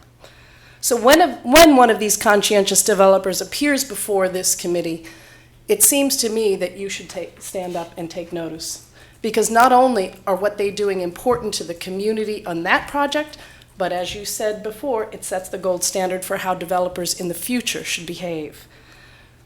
Stony Build design has become one of those rare finds. They are not only intelligent, they care about the community in which they're building, they listen to the community, they are environmentally conscious, they have a strong sense of aesthetic design, they understand and respect the existing landscape and its historical roots, and they believe in partnerships with the city and with other stakeholders and the community as well. We are facing an affordable housing crisis in this city. All you have to do is look around at the number of affordable housing units that have actually been built to understand that this problem is not going to go away anytime in the near future. Standing before you today is a developer who is not only willing to actually build some of these affordable units, but he's willing to build 4 times the number that the city ordinance requires him to do. He is also willing to work with the city to try and make it more affordable to help some of our lower income residents. On top of that, he's willing to build community event space. He's willing to offer low income rent to nonprofit organizations. And he's willing to work with the city's workforce development teams to try and provide jobs to some of the lower income community members. This city is looking at a whole lot of building being planned in commercial use in the future. And quite frankly, we don't have the housing options available to house all of the offices that we are building. So the fact that we have an opportunity to see 200 and some odd additional rental units in the housing area, of which many will be affordable, is something that we should not lightly pass up. In addition, this project is offering additional parking, which is very needed near the downtown area. It is a project that is maintaining the historical facade of the Monticello Dairy Building, showing a respect for maintaining the integrity of the historic nature of an existing building, and providing much needed growth in a manner that is not intrusive to the existing fabric of the neighborhood. So it sounds like a win-win situation. Thank you. Anyone else like to speak to this project?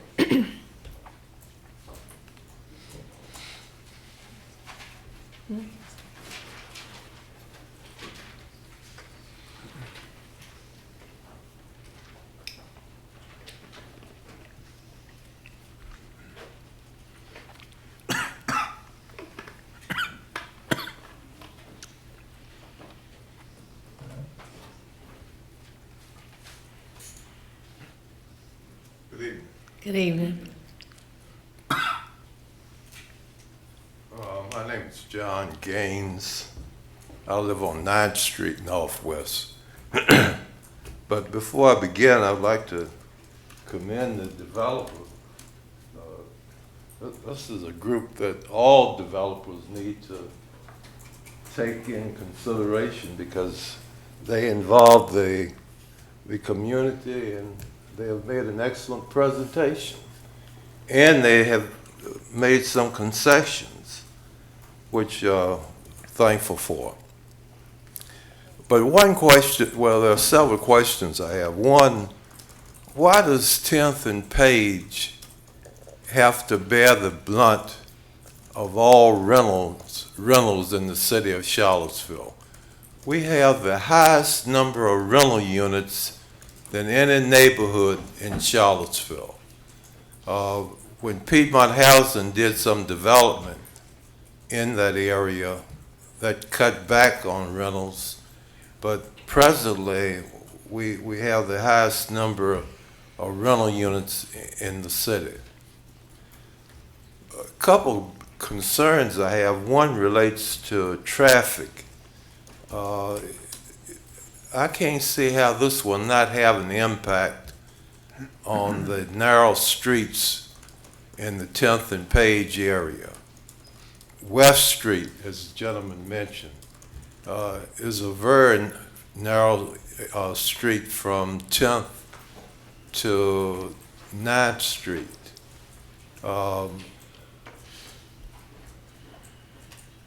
Anderson Street is very narrow from 10th to 9th Street. And then Piola is a very narrow street. And 10th Street at the corner of 10th and Page. But overall, the streets are very narrow, and this will have a tremendous impact, I would think, on the neighborhoods. The other relates to parking. Everybody isn't going to be riding a bike, and many of these people in the rental units will have more than one vehicle. So let's go overflow some of the parking if they're entertaining into the neighborhoods. Those are a couple concerns I have, and it was rewarding to hear, though, that, and I had a question relating to the schools, that they have contacted the schools as it relates to the units. So they've done a thorough job from what I can watching these meetings on TV and some of the other developers that have come before you. Thank you. Thank you. Thank you.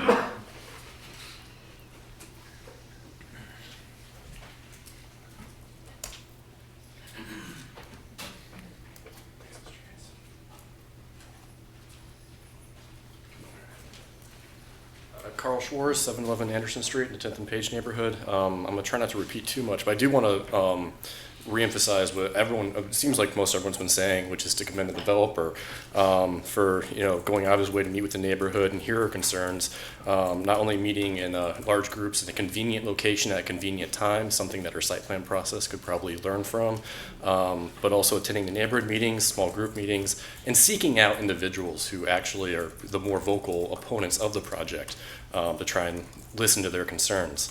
I know there's some members of Cadre, the Charlottesville Area Developers Roundtable here, and I hope that more of them are listening and see that this should set a precedent for how development should happen, how community outreach should happen. So I get the feeling that my email did get read by some of the questions you guys were asking, so thank you for that. I understand some of the conditions I wanted maybe aren't legally imposable. I do think with the massing, a condition that should be added would be the doors that open onto 10th Street and onto the courtyards. One of the things that makes this project successful is that it opens itself up to the neighborhood as opposed to walling itself off, and that should somehow be memorialized if possible. I don't know, again, now I'm a little confused as to whether the project is underparked or not, but it sounds like it has less parking than seems desirable. But I just would encourage you guys not to try and increase the parking that's available. Instead, I would encourage the city to see if there's some way that we could either expand permit parking in the neighborhood or preferably preemptively. More cars just mean more cars on our streets. So if there is some way that they can actually force people to not bring cars, it's going to mitigate the impact of this project. Yeah, as far as affordable housing, I mean, this is fantastic. Obviously, get it memorialized, but I still think we're only chipping away at the problem. Getting a handful of units per big development that are only affordable for a short term, 5-10 years, that's not solving anything. As John Gaines was getting at, every neighborhood in the city is going to have to bear the brunt of development. Or maybe he wasn't saying that, but I'm saying it. 10th and Page, Park Street, Greenbrier, Fry Spring, they're all going to have to take their share of this. You know, to be a NIMBY in the city is to desire exclusivity, and exclusivity is not a core value of Charlottesville. Anyways, building types like this seem to have existed historically in low-density residential neighborhoods. I don't see why this one shouldn't now. Also, as far as rents, this building isn't going to increase rents. Rents are already going up. That's a done deal already. Property values are already skyrocketing. If anything, all this is going to do is help meet a little bit of the demand. Again, just a small portion of the demand. We need to do a lot more to try and fix that problem. Yeah, overall, it's I think this is a great project. This is what an SUP should be all about.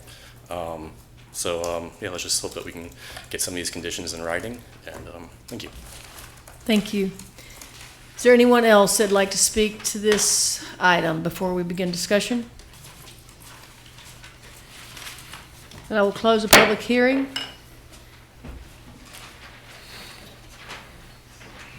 And begin discussion. Sure. I first want to start off by saying that I do commend the developers. I know firsthand they've taken a lot of time to meet with, in different ways, as the public has said, with the big mass meetings of groups of people, the neighborhood associations, and then also individual stakeholders that live in the community. And just would like to reiterate that this should be the model that developers follow from here on out to make sure that our citizens are being heard. One of my bigger concerns is also traffic and parking. That neighborhood already has a constraint with traffic and its current parking. And while I also commend them for almost tripling the affordable units, I have a problem with the short term of those affordable units. 5 to 10 years is not going to fix or even begin to fix the issues that we have with affordable units in the city, especially at 80% AMI. Can I ask a quick question of counsel? Legal counsel. Sorry. Now you're direct. You think you got the answer? The 5 to 10 years, or when does that start? At the beginning of the first CO, or the begin, or how does that? What is triggered? Is it when that unit becomes available? So each unit would stagger? Because some of the things that I've seen is they're there and then they reach out to people and nobody's there for that particular affordability, and then it loses it has a sunset clause, so it can't be rented, then it goes straight to market rate. So how does that stagger in the affordable? I don't know the answer to that question. So Ms. Pethia, in terms of administering the provisions of our ordinance, has a set of guidelines that she applies, and I don't have those with me tonight. Okay, that just came to me, or I would have asked, because I know that, I mean, so if you finish one unit, but 9 of them are not finished, or 15, or the other 14 aren't finished, do all the other 14 start at that 10? Yeah, I mean, I think it sounds like you're asking a couple of different questions. One is, when does the affordability period actually start running?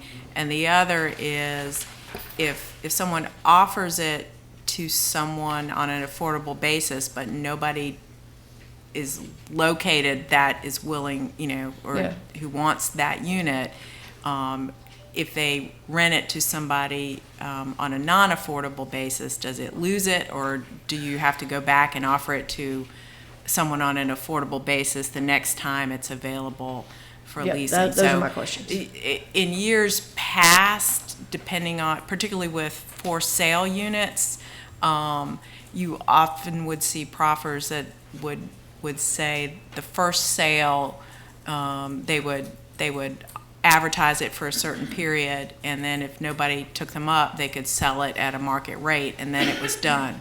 But that's not how Ms. Pethia applies the guidelines of the program under the city's zoning ordinance, but I'm sorry, I just don't have those with me tonight. Thank you. Okay, sorry about that. Any more discussion? Motion? Could staff explain to me how we will see this project come forward again and we'll have retained review rights over phase 3?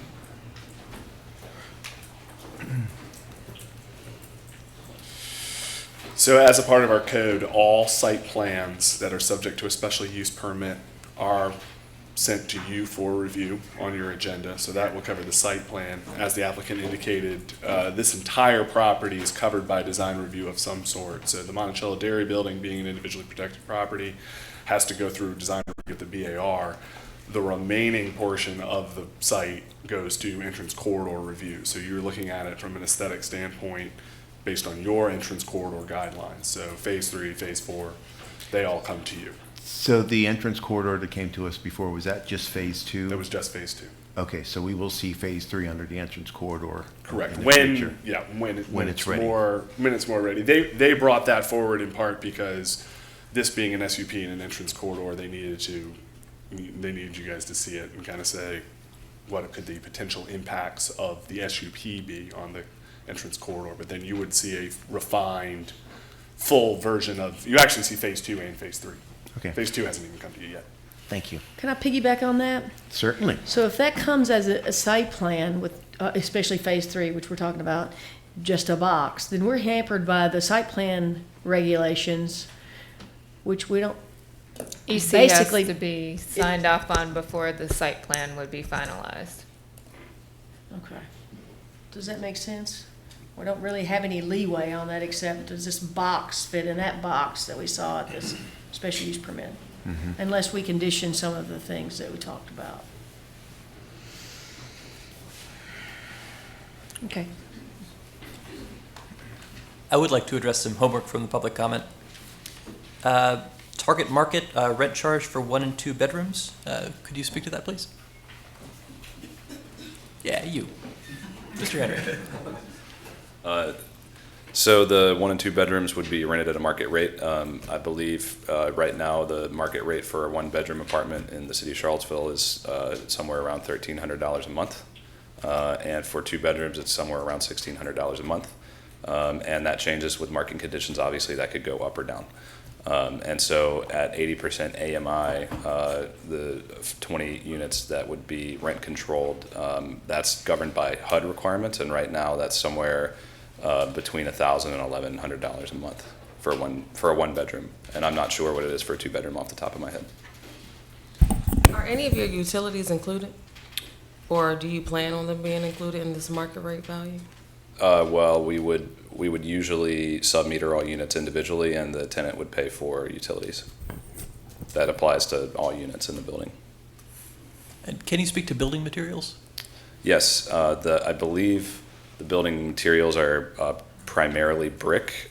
We've talked about using metallic panels for some of the elements that are shown white in your package. We also have discussed using some stucco. That's actually a relatively common material around Charlottesville and Virginia, but the main building block is brick. Do you want to add anything to that, Lee? Potentially some areas of fiber cement. And fiber cement. Thank you. You're welcome. And what type of stucco? The Not the you know, I call it the fake stuff. It's, what is it? EFIS. Yeah. So we don't use EFIS. It actually raises the cost of our building insurance, and so stucco would just be the type that's applied to the normal the sheathing, and then you have the base coat, the scratch coat, the base coat. You have the metal wire behind it, and then you color it. So I'm gonna Stucco. I'm gonna reel that back in because that will be on our entrance corridor review guideline discussion. We'll have an opportunity to really hammer that all out and talk about colors and shades and windows and all that stuff. That's right. So I'm gonna pull that back in and have some Just wanted opportunity. to also say I have the whole 14-page affordable housing policy if anybody wanted responses on how that works. I don't know all the pieces of it, but it is, very complicated in how the city has tons of requirements on how you pre-advertise all of the affordable units, how you fill them up, the auditing each year of making sure that people who are in those units are still within that AMI range, and what is the grace period if they go outside the range. So it's a very complicated process, but there is no sunset clause like a proffer. You have to just keep looking until you fill that unit. So it's not like those proffers, if it's listed for 3 months, then you get to pull it out of the program. The term of affordability is 10 years from when it becomes available to the public. So, thank you. Could we go back to the chair being in charge of the meeting and how we interact with the public? Absolutely. Thank you. Absolutely. Apologies. That's okay. But we will have a lot of conversation about the materials. We had talked a little bit about getting kind of an idea where we all are on this project. And then we could discuss some drafting of conditions if that were appropriate. Because I think that's going to take us a while. So.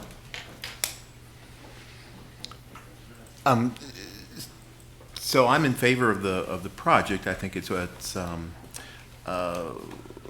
we have heard how well the developer has worked with the community, and I'm pleased with the design and how it steps and relates and connects to the community, Phase 2 especially. And so for the Phase 2 design, and thank you, Mr. Schwartz, for pointing some of these details out to us. I think I agree that they are important. I'd like to make sure that that the documents of May 22nd, 18, the plans and renderings, they're very important to us, and how we'll be following those in the future as the project comes back in its later iterations.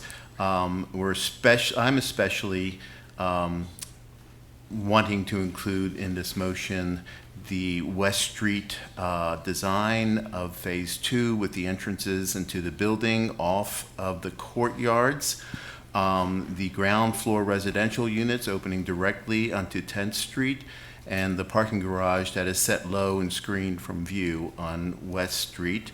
And then lastly, the landscaping and the large street trees as they're indicated. Okay. So I want to do one thing. Let's give a yes or a no, and then let's go back. Because if we don't have support for the project, I don't want to waste time on the conditions. I was waiting for you to ask that, but you didn't do it, so I went right into the details. Right on to it. Okay. So let's do. I'm in support with conditions. Who's down? I'm on the fence. I'm on the fence, but more so leaning towards supporting it.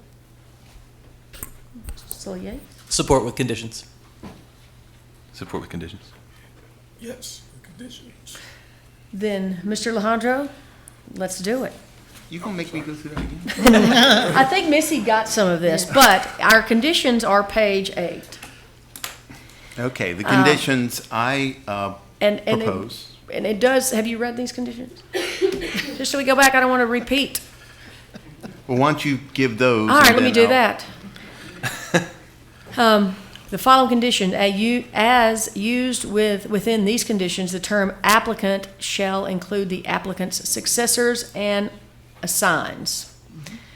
To the design, height, density, and other characteristics of the development shall remain essentially the same in all material aspects as described within the application materials dated, and we are substituting January 23rd, 2018 with May 22nd, 2018, submitted to the city in connection with the SP 2018-02 application, except as the design details of the development may subsequently be modified to comply with the requirements of a certificate of appropriateness issued by the city's BAR, modified to comply with the requirements of the entrance corridor review by the city's entrance corridor review board, or by any other provisions of these SUP conditions.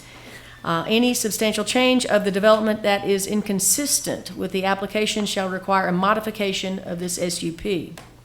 Number 3, along 10th Street Northwest, the 5th floor of the structure shall be stepped back by a minimum of 10 feet from the face of the building for floors 1 through 4, as shown on sheet 9 of the Dairy Central Phase 2 and 3 Special Use Permit exhibits dated May 22nd, 2018.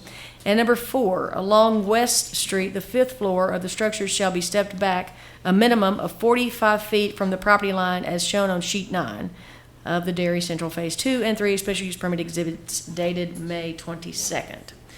That's what we have so far, and I think that does cover some of your concerns. Should we specifically call out Phase 3 being in substantial? No, I think it's going to come back to us. Okay. Yeah. I don't think it would hurt to say that Phase 3 is subject to future consideration and the ECRB process. Just to spell it out. Is Phase 3 subject to future consideration? Mm-hmm.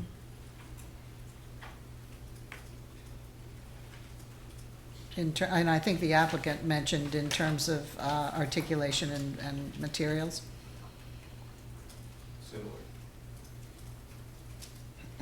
Okay. And any other conditions that you all are concerned about? I think it would definitely be important to, and they've already stated that they're going to provide the 20 units, but I think we definitely have that as a condition of the SUP, the affordable units, and the terms of the number of years that they agreed that they would be affordable.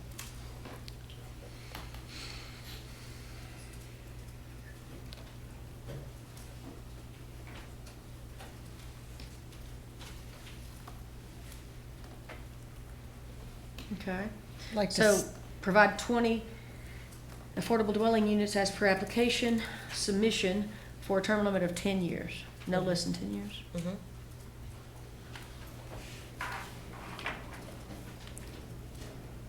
Okay. Also, as far as traffic control, I do think it would also be important that, due to the concerns of the traffic coming back into the 10th and Page neighborhood, that coming out on 10th Street, that if we could somehow direct the traffic towards Preston and not back into the neighborhood. In conjunction, how about we say this? In conjunction with the recommendations of the city's traffic engineer, work toward a resolution to direct all traffic. Have you got this? Because I'm doing something good here. All traffic back towards Preston instead of in the 10th and Page neighborhood. Absolutely. Did you get that, Carolyn? Well, Can I add west to 10th? West of 10th. West to 10th, so as West traffic goes on to west, to moves to 10th. 10th? Could you clarify west to 10th? You're talking about the alley coming out?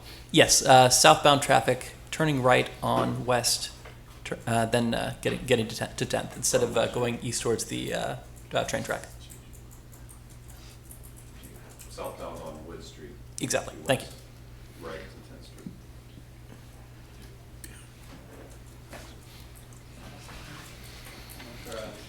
I don't know.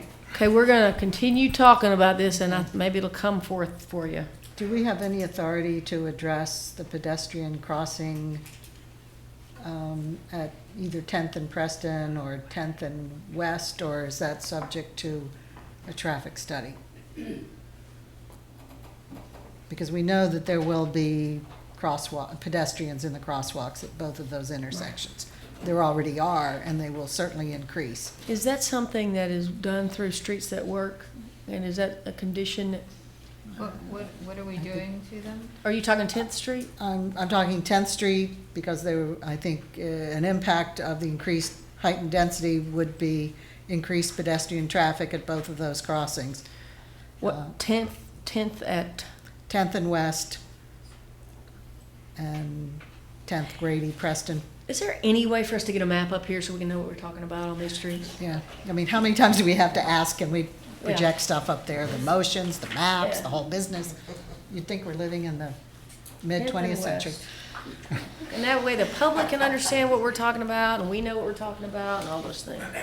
Anyway, I Thank don't you. understand if we have the authority to put anything in a condition, but that's an area I use a lot as Well, a that would motorist be- and occasionally as a pedestrian, and it's already sort of difficult. Working with our bike and pedestrian coordinator. So are the pedestrian crossings already there? It was just improved at 10th and West. It was just improved.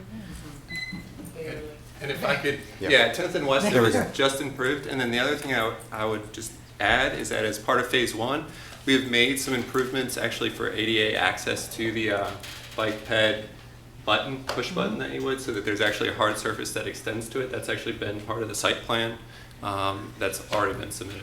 We have it up on our computer, but it's not up Where's the there, so I'm guy? not sure. Maybe this could be reviewed before it goes to council. David, can you help us? I mean, because we can't do that really tonight, but maybe a suggestion could be that There we Thank you, go. David. Thank you. it be specifically addressed before council votes on this. So Do going you back want to to, use this?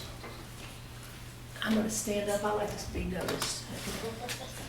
Going back to that original, working with the, city's traffic engineer, direct traffic away from the neighborhoods, moving it back toward the Preston and Grady. Right? Yes. And you were talking about West and 10th? I was referring to 10th Street, so So maybe- I'm guessing that it's Wood Street up here? Right here. The one that runs east-west is just an alley. Okay, so is traffic gonna be, here's my concern, and I don't care if that's an alley, if that's a street, what it is that I do not wanna see that traffic right there Yep. coming back into the neighborhood. Sure, Also, if we could also redirect it at the end of the alley, and I'm guessing that's now Wood Street where it has the red slash line. Yes, traffic needs to not come.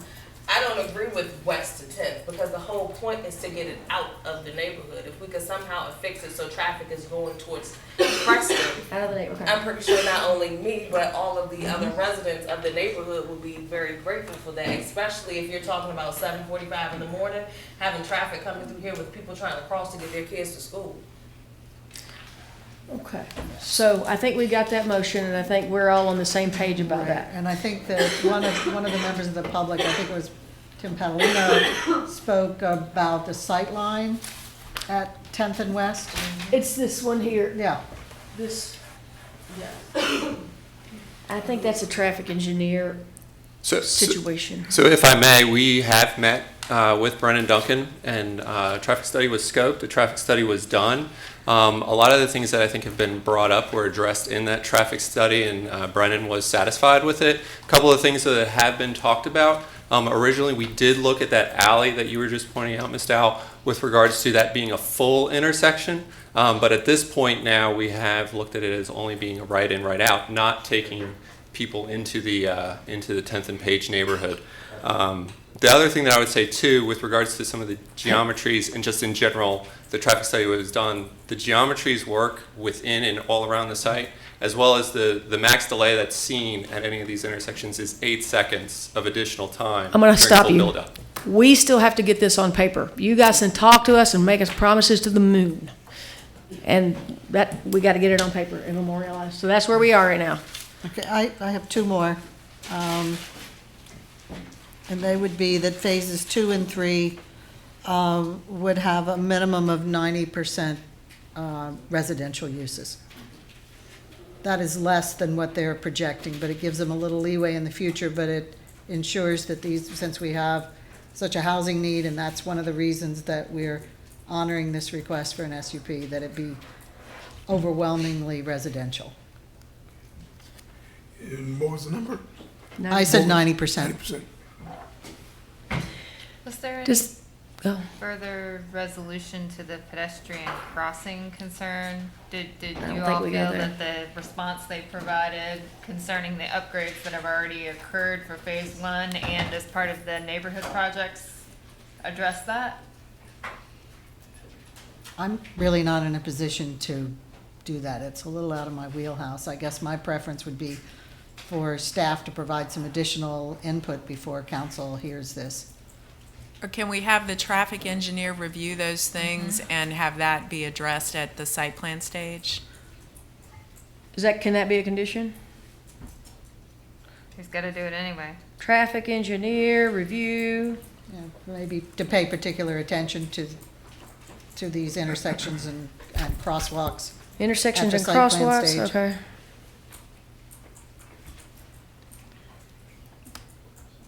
It's a little And- unusual, but since there's been a lot of community input, maybe this would be reviewed by a citizen group? So. Excuse me, resident group? That condition is reading like this: have traffic engineer review intersections and crosswalks within the development and surrounding, and have this information ready at the site plan review.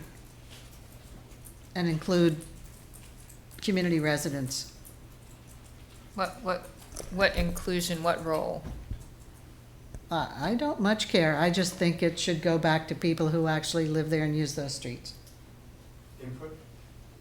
And Community. share with community residents? In And in a meeting on site. obtain with the input from, input.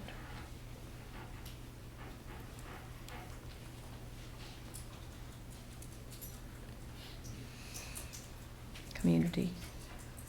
Okay, I'm gonna let you wordsmith that a little bit. So we've so far added 1, 2, 3, 4, 5, 6 conditions. Would you like for me to read those back to you? In addition to those 8, I'm not rereading the 8. Y'all have that in front of you. So I would like to go back to my conditions. Okay. Because they're not captured in the recommended motion. Okay. I want to add conditions of the design, these particular design features that are in the Phase 2 52218 documents. Courtyards access directly off West Street with entrances into the building off those courtyards. Second, the ground floor residential units opening directly onto 10th Street. And third, the parking garage set low and screened from view on West Street.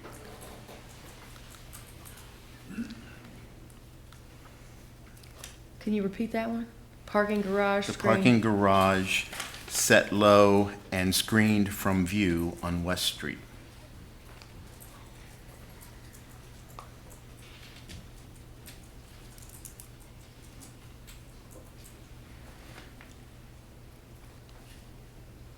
Okay. Thank you. Anyone else with a condition? For this, not just your own special condition, but. Did we address the ones from Carl Schwartz? Yes, that's those. Those were, okay. No conditions? No, good. You happy with the conditions we've talked about? I'm gonna reread them once more. Are y'all? Good? I'm not clear what you mean by the traffic control condition. Number 3. Oh. That was me starting, that's just my tagline of what it is. Oh, these are not the conditions. Missy's gonna write these conditions. I'm just making notes. I am by no means a condition writer, But you're a condition enforcer. but I am an enforcer. Don't cross. Okay, no more fun. We've got to get council out of here. All right. So, the conditions as we have. Now, additional conditions. Phase 3, subject to the future consideration for the entrance corridor review, specifically speaking of the articulation and the materials that For phase 3, similar to phase 2. similar to phase 2. Provide 20 ADU, affordable dwelling units as per application submission for a term limit of no less than 10 years. In conjunction with city's traffic engineer, work to direct traffic away from adjacent neighborhood toward Preston. Phase 2 and 3 have a minimum of 90% residential uses. That's all you want to say about that? Okay. And have traffic engineer review intersections and crosswalks in the surrounding, within the development and the surrounding area, and have this information with input from the community, have this ready for site plan review. Information ready for site plan review. That's not exactly what I heard. Okay. It's close. Then tell me what you heard. Um, You've got something. Okay, go. Hold on, he's got it. Okay. Southbound traffic to be right turn only on Wood. That's new. Okay, that's I mean, new. it's okay that it's new, but that's new. Okay. I would recommend that that be also subject to review by the traffic engineer. Okay. Make sure it's consistent with developed conditions. You missed on my flow, Lyle. I already said this. I know, it was missed. Southbound traffic, right turn only.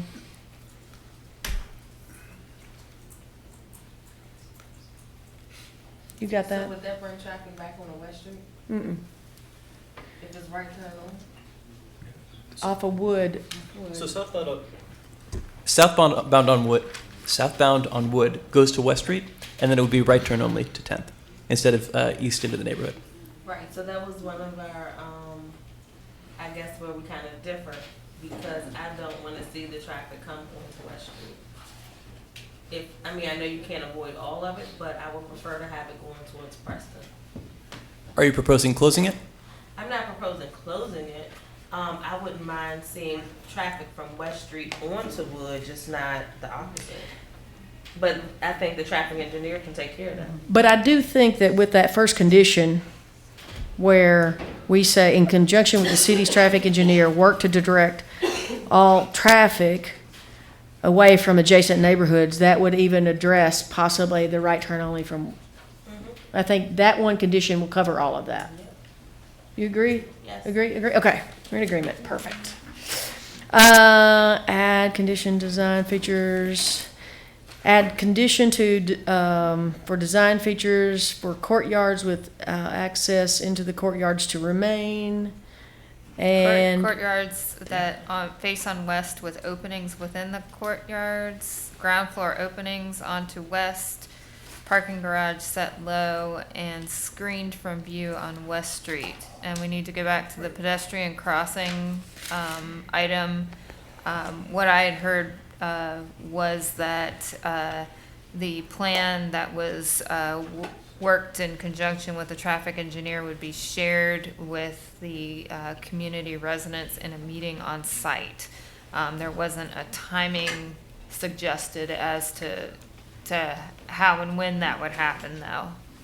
we did say have that ready to review at site plan. Prior to site plan Yeah. approval. Have the traffic engineer address at site plan phase. Okay.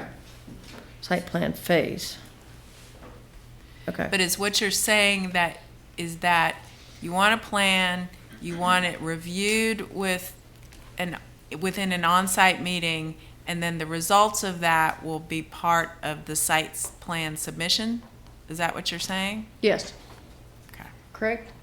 That sounds good to me. Perfect. I think that would be a wonderful precedent. It would be a wonderful precedent. We have now set forth several conditions. You guys comfortable with these? Okay. How we play the game now is I say we have a lot of conditions that we've discussed. Do we have a motion? And then we could possibly have Missy read back all I those. think you had a question from the floor. We don't, we're not at You asked the question. developer, was he comfortable? He raised his hand. No, I'm talking to Okay, you sorry. guys. Sorry, I was trying to. Talking to you guys. Madam Chair, before we make a motion, can I just make a comment? Sure. No problem. No problem. So my comment is not only for this project, but just in general with this neighborhood. And I'm having a problem with the massing and scaling that's going around this low-density residential neighborhood. If you look on Main Street at the Standard, that is hideous. I don't feel that this project is anywhere near that, but we're getting close to it.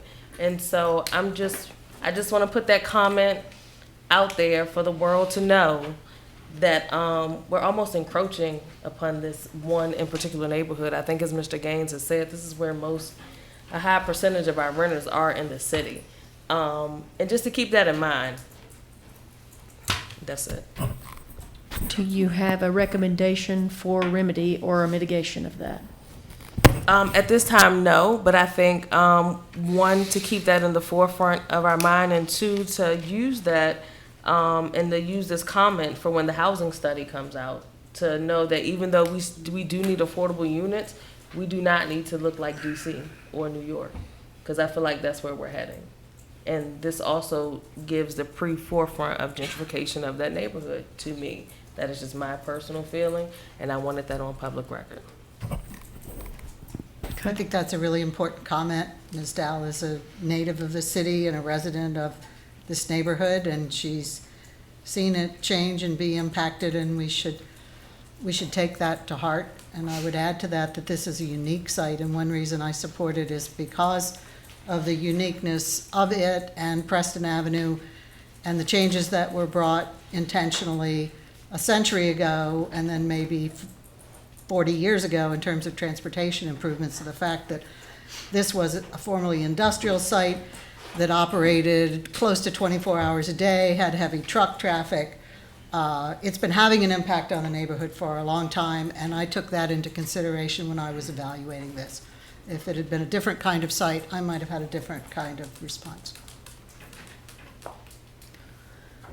This just brought forth to me that we need to really make sure we buckle down our comprehensive plan so that we're not picking and choosing, and that we give staff something so that when they are able to look at the comprehensive plan for doing analysis, that they can be supported, and we go, yes, this is what we're looking for. I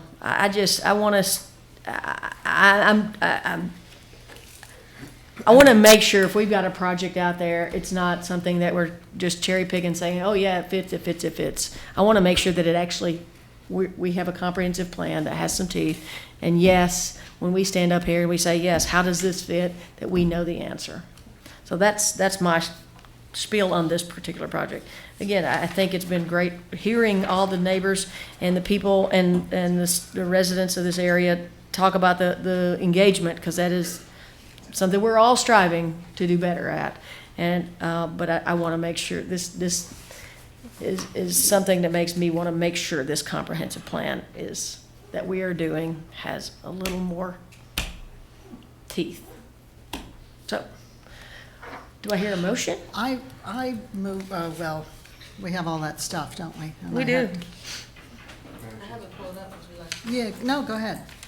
No, you should do it. We are in Unless you don't want to. deliberation. We're not in question, and we're in deliberation. Just a clarification on the May 22nd versus the landscape tonight. We wanted to make sure that we could get those planted strips, because you referenced May 22nd only, not the landscaping tonight. If you submitted it in here, that's what we're referencing. If it wasn't submitted, I'm not sure how we can review that if it wasn't submitted with the packet. Well, in a way it was, because it was called out with the dotted line, so maybe we could use the May 22nd as enhanced or supplemented with today's packet. If you could work with staff to work with the landscaping and all the rest. If Mr. Quill is going to speak Ms. Chair, could you call him to the microphone? Well, I'm going to say this. We've had 2 or 3 submissions today for packets, and that's what I would say for staff. If we are not ready to hear this so that the public has an ample opportunity to review this material, then we should not be hearing this before us tonight. Well, that's a good point. So if that was not submitted with the packet within this time frame so that the public has a chance to review this, I'm not sure how we are supposed to review this. And we did have a policy change a few months ago that things that came in on the day of, we would not. Right. be And so considering. if I didn't, I have studied this packet and I did not see that information. And so if that's a late submission that we need to review, then do we need to defer this until we can get this? Or does the applicant need to defer it till all the information could be sent into a packet so that the public as a whole has an opportunity to review? Could we address the spirit of that we would be going with the documents from May, and that there would be landscape enhancements on West Street? Would that be sufficient to address those comments? Documents from May, because I don't have with- any with further documents in landscape front of me development based on off West of Street. the applicant's submission. But we could add a condition with further landscape embellishments and enhancements on But that West doesn't Street. give you, that doesn't say anything really, other than people are going to put more stuff there. But how does the zoning administrator enforce a condition that says more embellishments to come? Right, we can't. I don't know what that means. If I may, I'm reticent because to there'll be address another anything we get submission today. before council I'm hears reticent it. to address anything we get for the first time today. I'm not either. I didn't have anything. So again, I mean, Well, let's leave it to council. They can add it or not add it. We retract the police comment. There's no new information. I mean, the landscaping and the enhancements are important. They are But I'm important. wondering if that is something we can address at the entrance review court. Well, it wouldn't be part of the conditions, and so it wouldn't go with the SUP. So if we think it's important to the SUP, we should put some language in there about it. But if you haven't looked at it, how? Well, then how are we doesn't- sitting here reviewing this if we don't have all the material? Well, everybody should understand that if they submit something on the day, even if it's the best thing in the world, I don't know how all of us are supposed to look at it and That's very discuss true. it rationally at a hearing that's that night. So, Chair, if I may, is there a substantial risk to the use based on this landscaping information we don't have? that's a question for us to answer. So, Well, it's a way of mitigating the increased effects of density on West Street. It provides a transition from a more Right. intense use to a R1S neighborhood. So Right. I still think we could have some kind of general landscape. So why don't you say landscaping shall be as provided in the plan dated X, whatever the date of the plan is that they submitted today, and as you said, let council sort out whether they like what's in the plan. I'm good with that. But we should, but I haven't even, none of us have reviewed that. So do we, Mr. Tree Commission, do you like it? Yeah, we saw it here. I reviewed it here. It looked good. it's better with it than without it, but we should make it clear that we're not entertaining new things on day of consideration Well, in we had- general. So landscaping shall be provided as submitted in council chambers at the public hearing. Reference whatever date is on the actual, whatever it's called, landscape plan dated such and There's such. a 6/12 date here. Is this the, no, this isn't it. Sorry, colleagues, can someone turn the mic on? So I have to go and pick up my children, so like I have to leave. I wasn't anticipating us being here for 8:30. Well, we weren't either, but the reality is if we don't have all the material and we're reviewing on site, then it takes a long time. I'm sorry about that. Understood. So then the next 3 items, we will not have a council quorum. I'm sorry. I have, Yes, sir. I have to get my kids So, or sleep on the couch, which I think Miss Green will let me sleep on her couch, maybe. No. No, ma'am. So,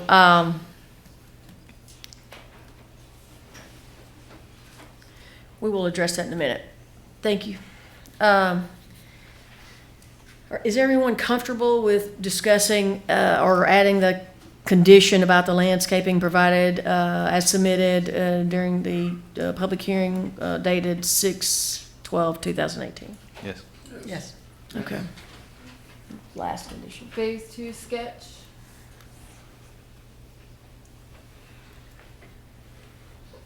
I don't see another identifier. Okay. Phase 2 sketch, June 12th, 2018.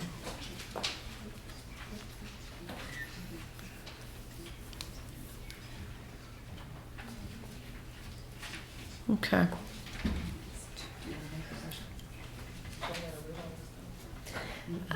Make a motion that's, if you want to make a motion that that you can say per the conditions on page as supplied by staff.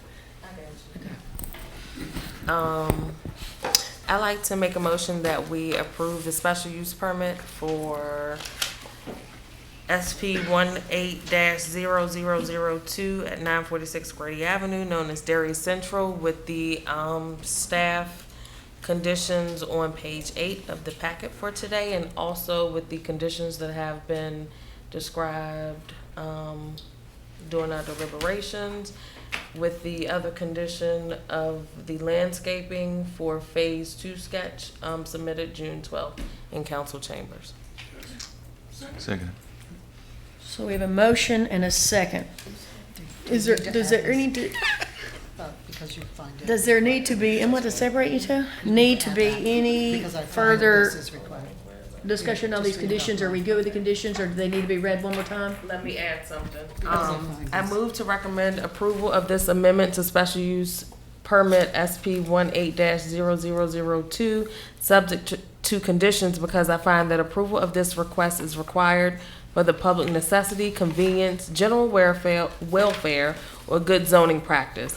My notion includes a recommendation for the conditions referenced in the staff report dated for May 22nd, subject to the revisions as we have stated. Except it's June 12th, not May 22nd. Sorry. You got it. Do we have a, do you think, should we have a good motion? You got that on record? Okay. And are we comfortable with the conditions without reading those again? Yes. Thank you. We have a motion and a second. Missy, will you please call roll? Mr. Alejandro? Aye. Ms. Keller? Aye. Ms. Dowell? Aye. Mr. Sola Yates? Aye. Mr. Smith? Aye. Mr. Mitchell? Yes. And Ms. Green? No. The motion passes 6-1. One down. So, the next public hearing will not be a joint public hearing, so can you give us any guidance on what that means? It just means council will have a different public hearing when it gets to them. Okay. It'll also mean that there's requirements for advertisement, and so it will have to move a meeting or two in order to meet that time frame. It'll move a meeting or two for who, us or council? For council, right? I mean, it's their purview, not ours, but wouldn't it make some sense to offer childcare during all these meetings? Because this is just happening all the time. I would just say my kids can't stay up this late. I've made 2 changes in babysitters tonight, so. So I think this is an opportunity for us to have a sit down with you all, because I think that packing an agenda such that we have for tonight, and we're receiving materials on the day of, we've got to make some changes within our organization. Yes. Because it's not fair to us, it's not fair to the public who's researched this, and to have something like this come before us the day of, or even sitting here, and no time to review it, that is screaming of what we're hearing about lack of transparency. Yeah. So, I'll get off my soapbox and we will Well, continue the county on with meets it. every Tuesday. And if they don't have applications, they don't meet, but they're advertised and they can. So I'm not sure that's it. I just want us to make sure that we have all the packet information, and what's submitted is what's submitted. And if it's not ready, then it's deferred by the applicant. I would also like to piggyback that in saying that staff not send us the information the day before. That's right. To us, that's not fair. But we'll meet with the council on that, and we'll try to get this worked out as to how we're Well, gonna not handle for it. this one, but for another, Yeah. for something else that we have. It was submitted 8 hours before we were due Yeah. to be in That's right. council chambers. Okay, so And we voted not to do that. the next public hearing, we'll move on, is for zoning map amendment, 2018-0301, parking modified zone amendments. A proposed amendment to the city's official zoning map to include within the parking modified zone referenced in City Code 34-971E3 the following locations: the site of Friendship Court, tax map parcel ID number 2011200, the site of the Charlottesville Redevelopment and Housing Authority, CRHA, Crescent Halls Building, tax map parcel ID number 2802180000, the site of CHRA's Avon Levy site located at 405 Levy Avenue and 405 Avon Street, tax map parcel ID numbers 580-11500 and 580-11400, and the CRHA 6th Street site located at 6th Street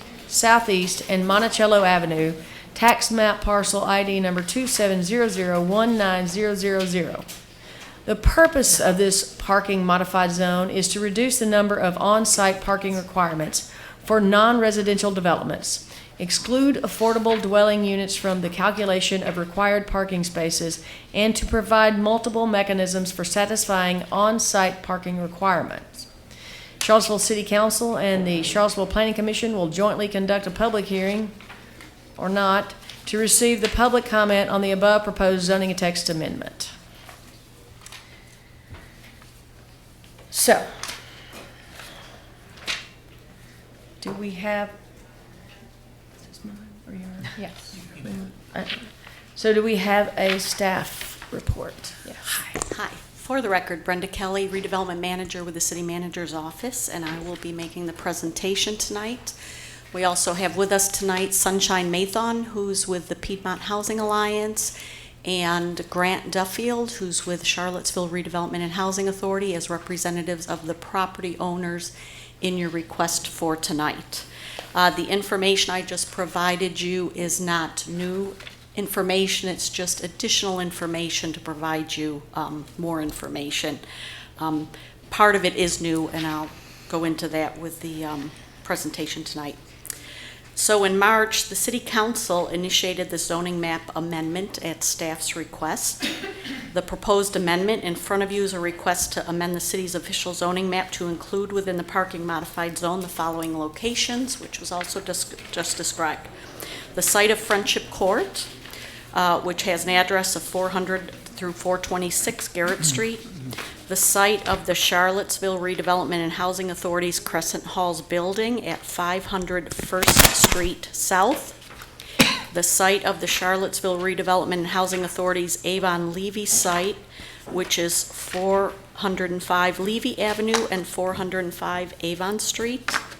And the Charlottesville Redevelopment and Housing Authority's 6th Street site, which has an address of 715 6th Street.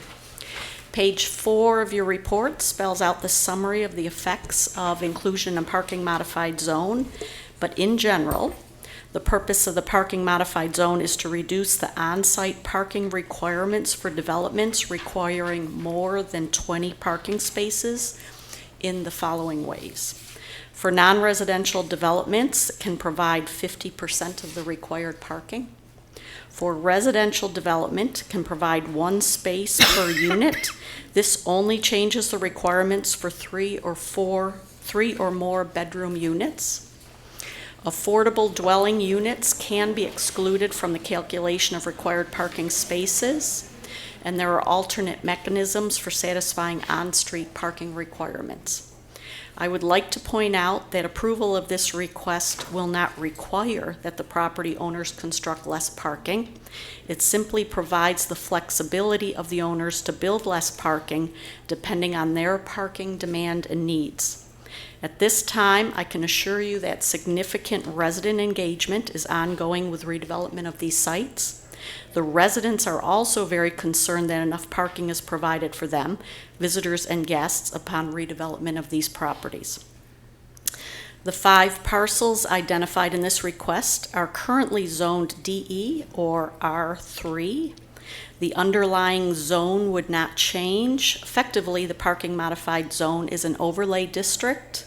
Including these parcels in the parking modified zone will not affect the current uses allowed on these sites. As to public comments, in addition to the written comments that I just provided to you, I received 4 phone calls, all asking what this item is about.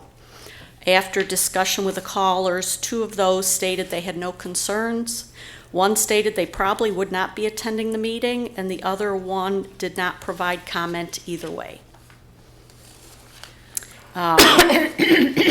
In summary, staff's recommendations are spelled out in the report that is in front of you. I'm happy to answer any questions from the staff viewpoint. And Mr. Mathon and Mr. Duffield are also happy to talk about their project specifically and the request in front of you. So I have a question. Questions for staff? Question. So, is it found in your research that affordable people who occupy affordable units don't drive? No, it's based more on the location of these sites in an urban environment where there is significant transit located nearby. Bicycle walking, it's a very walkable community. And some of these units may be smaller units with the public housing and the subsidized housing. Okay, and then one other question, and I just want to make sure I heard you correctly. So the requirement would only change for 3-bedroom units and require them only to have 1 parking? Correct. Okay. Except for the affordable units, which aren't required to have any parking. Yes. Okay, and I just want to point out that while, especially with Friendship Court and 6th Street, that is very walkable and close to, people still drive. Correct. And so if they're not parking on site, where are you putting those cars? Well, I think you will hear, and I won't speak for them, for Mr. Mathon and Mr. Duffield, that they're going to tell you that they're going to look at the demands specifically for their property, and they're going to be very careful in addressing those demands so they won't have those issues on site. Okay, thank you. You're welcome. So what exactly is driving this? Is this being driven by the vision of redevelopment? Yes, it is, because these 2 entities are in the redevelopment process right now. As your staff report says, they are finding that especially the cost of structured parking in an urban environment is significantly driving up the cost of redevelopment. If they can keep those costs down by not building parking that's not needed, they can keep the cost of the housing down, which they can then pass on to the residents. And we are not losing any additional slots. The slots we've got right now won't go away with redevelopment. We're not going to lose it. We're not going to downsize the. Correct. Correct. This is limited to the 4 sites that you listed. There's no creep possible. Not at this time, and if there was, it would have to be a separate application coming back in front of you. So, and I just want to clarify, we're talking 4 sites. It's actually 5 separate parcels because the Avon Levy site is actually 2 separate parcels. So I just want to clarify that on record. I also wanted to note that we did receive comments from members of the public this morning that I forwarded to commissioners with raising concerns about the request. I just want to make sure that you all. And those were in the packages that I just handed out to you. And I also provided a larger zoning map so you could actually see the entire parking modified zone boundaries in the gray dashed line. Any further questions for staff? Go ahead. Does this privilege convey to successor owners, should these parcels be developed as market rate in the future? It's a zoning overlay. It goes with the land. It goes with the land. So if somebody comes, if they sell for top dollar for luxury development, because you can develop low-income housing somewhere else more expeditiously and less expensively, then we still convey this, right? Yes. Okay, we just should know that. Oh, yeah. So I've been struggling to understand Charlottesville's parking policies for a long time, so I hope you can help me a small amount. So as I understand it, downtown property owners, no parking required. So the Omni, 0 required.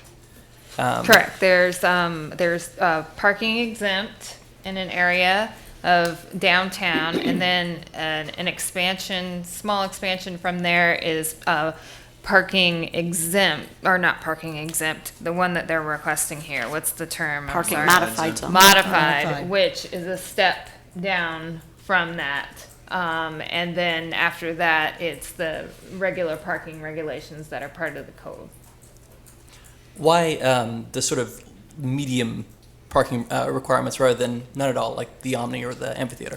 Because if you'll look at your map, these properties are immediately adjacent to that boundary, so it's probably a better planning practice to expand that boundary to adjacent properties instead of skipping over properties to do the downtown exempt zone.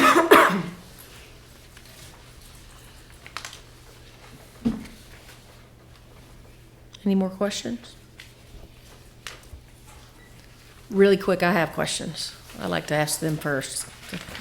The question, the information you just gave us in this packet,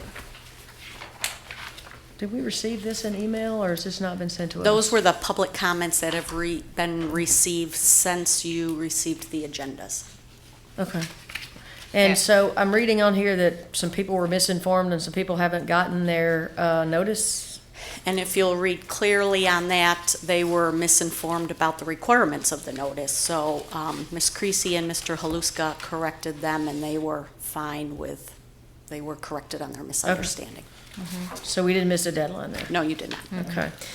The second thing is I saw that you had held meetings for Friendship Court residents? Friendship Court held that meeting, and Housing Authority had a board meeting. So, and then Piedmont Housing Alliance held a meeting. Yes. I'm sorry, Piedmont Housing Alliance is the owner of Friendship Court. And So they it's held a like- meeting so Friendship Court held a meeting at City Space? I will ask Mr. Mathon to address that when he does his presentation. Does that work? Okay, that's fine. I'm just wondering why you didn't hold a meeting at Friendship Court, so people could get there and not have to go to City Space. He'll Okay. address that. Okay. So we don't have a specific applicant in this case. Okay. There are interested parties that are Okay. available to assist with questions, and I know will want to speak during the public hearing. Okay. So right now, we have an applicant, or we have a staff and an applicant, or no applicant? We don't have an applicant. Okay. All right, so then we can open public hearing if we're no more questions. Okay, thank you. All right, at this time, I will open the public hearing. If there are Don't have any signups, but There's interest. been no signed up, but if you are interested in speaking to this, please step forward. Can I speak first?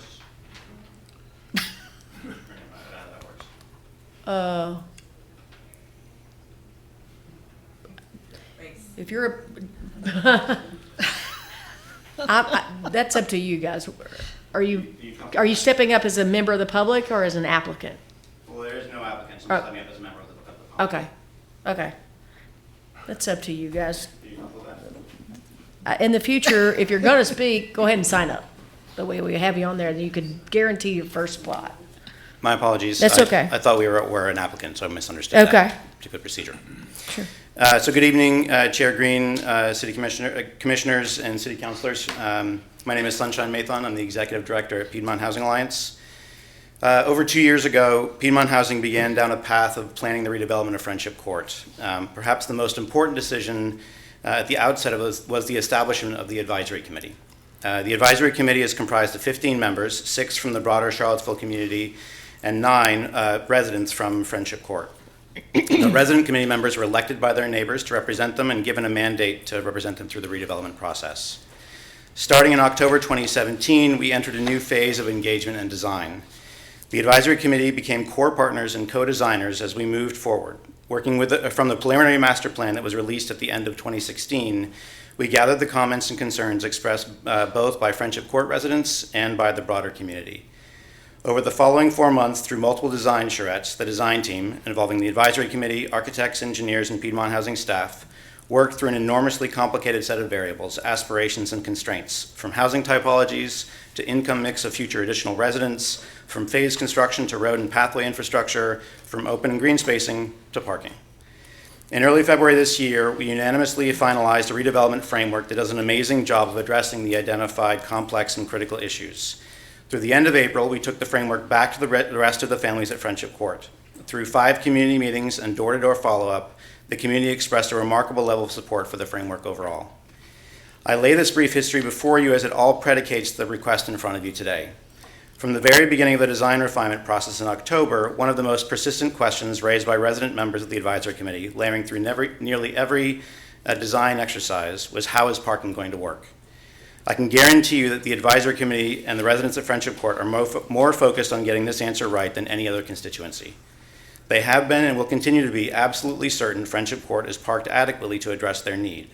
The balance in front of us is to absolutely meet the determined need while also not wasting limited vital resources on unnecessary parking. One of the most critical limited resources is land. We will park Friendship Court adequately. I guarantee this. This must be matched also with other resident priorities, specifically well-planned open and green spaces, as well as ample more affordable housing on site. The other essential limited resource is money. Again, to be crystal clear, we will park Friendship Court adequately, yet we cannot spend money on unnecessary parking. We have too many other resident-driven priorities and needs: healthy, well-built additional affordable housing, a high-quality early childhood center, economic development support programs, etc. With all this in mind, why are we requesting the expansion of the parking modified zone? Based both on rigorous parking count data, which you have in your supplement, and conversations with the advisory committee, the existing standard parking requirements per code will overburden us unnecessarily. The parking modified zone will only give us the flexibility we need to meet our parking need without requiring detrimental excess. Thank you for your time and consideration. Thank you. I'm a little disappointed we don't have an applicant in this, so we can ask questions. Yeah, exactly. It's a This is text silly. amendment. There's no applicant. This is silly. Madam Chair, could we ask questions anyway? Well, you got We do have a public comment, but I'm not sure that this, I feel like we have questions. And to whom would we address those questions? Well, I thought we were. Mr. Duffield and Mr. Mathon? Well, I'm not if sure. we want to ask questions of them, I don't have a problem with that if you invite them up and we set a little time limit or something. Let's go through the public hearing. Let's hear concerns, and then I think that maybe then the questions are appropriate. But I do have questions for what I feel like is an applicant in this case. Or interested parties. Interested party, because this is what it's affecting. Your thoughts? I agree, and I think we ought to let this lady. Yes, she's We are. We're going to let this lady, but I want to let all public speak. I don't want to stop and go. Okay, so we will officially open public hearing. It's open. It's open. And please step forward as we are confused about who an applicant is here. Okay. Hello, not a formal presentation, but I am a resident of Avon Street in the 600 block, and we are concerned about the pressure on parking in our area. We have pressure from the restaurant district in Belmont, which is pushing traffic out our way. We also are coming up against the new development of the bridge, which will take a multitude of parking spaces away under Belmont Bridge. We have pressure from the downtown community along 6th Street in that 600 block all the way up to Levy, where those parking spaces on a one-way street on both sides are taken up all day long. I mean, it's completely blocked. Avon is, parking spaces are fully used, particularly on our block.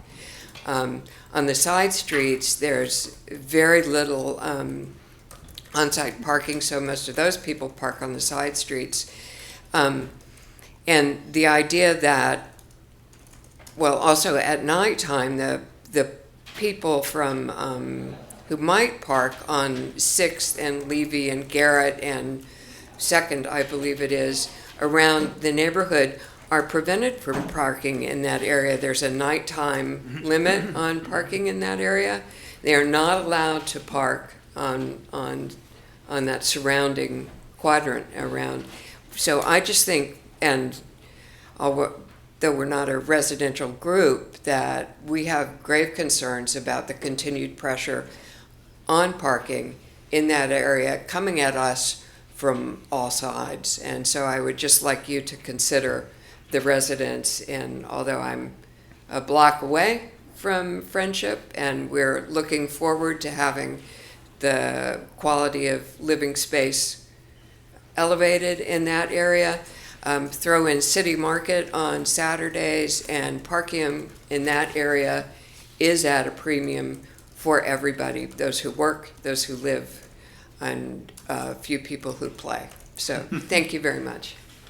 Thank you.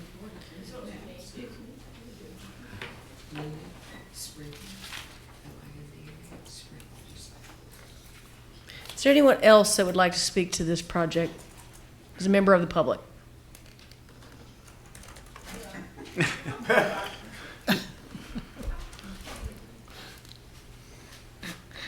Please state your name, and you have 3 minutes. Thank you. My name is Grant Duffield. I'm the Executive Director of the Charlottesville Redevelopment and Housing Authority, and I come to you this evening representing CRHA as an organization, as a property owner, and also representing my residents. As a property owner and soon-to-be developer, I'm very much interested in preserving any tools, strategies that are available to us to enhance our development position and create the most vibrant, supportive communities that we can, communities that best support our residents. To that end, the proposed modified parking modified zone, very appealing. From a resident perspective, I can tell you that as early as this afternoon, there are significant resident concerns about this proposed zone. I don't think I would classify those concerns as opposition. I think I would classify those concerns as a need for clarity and greater understanding. CRHA is not as far down the development path as our friends at Friendship Court and PHA. We've not had the in-depth discussion of parking and the dynamics that plays in development that PHA has had with residents of Friendship Court. Ideally, if there were an opportunity to hit a pause button for even 30 days to give us time to educate our residents, work with them to better understand the impacts of a proposed parking modified zone, that would be ideal. I understand that may not be possible given some development constraints, and I fully accept that. So I get two perspectives sort of on one organization's, one entity's perspective on the parking modified zone. It's before you this evening. I'm glad I'm not in your seat. Okay, thank you. Thank you. So what's happening that would not allow us to do a deferral, allow them to defer this? Something I'm going to finish the public hearing, and then we'll go Okay. to that. Is there any other members of the public that would like to speak to this item on the agenda? So If not, I will close the public hearing and let Mr. Mitchell speak. Yeah, so Could we ask Mr. Is there Duffield? something happening that, that makes it something we need to do right away, or can we wait them up?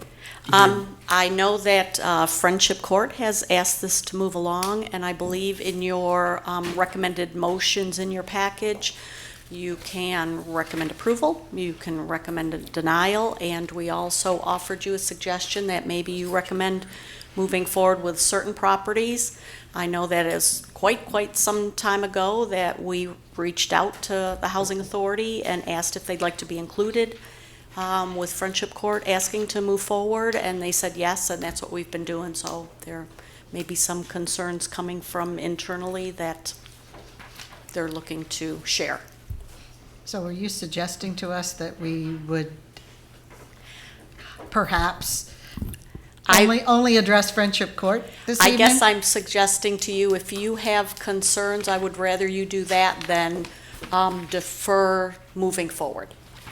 Because that would help them in their redevelopment planning. So, Friendship Court at this time, yes. Friendship Court. That's the one that's time sensitive at Yes. the moment. Yes, ma'am. Thank you. Can I ask you some more questions since you're the applicant? Yes. I am concerned that the meeting for Friendship Court was only held at City Space. We've heard a lot of information about, so since you're the applicant, you get it, why we would have the people of Friendship Court go to City Space. And we've had a lot of feedback on community engagement. That's not maybe the most friendly place to meet, especially if the neighbors live at Friendship Court, why there wasn't a meeting at Friendship Court. So I'm just going to say that. The second question I have is when you're talking about that you hope that you don't want to use the affordable housing units in the calculation for parking, is that? That's a parking modified allowance. Right. So my question to that is that for all ranges of affordable housing, or is it 30% AMI, 40%, 80% AMI? It's whatever meets the definition of the city's definition for affordable housing. Okay. That is 80, correct? So 80% and below. That is 80 and below.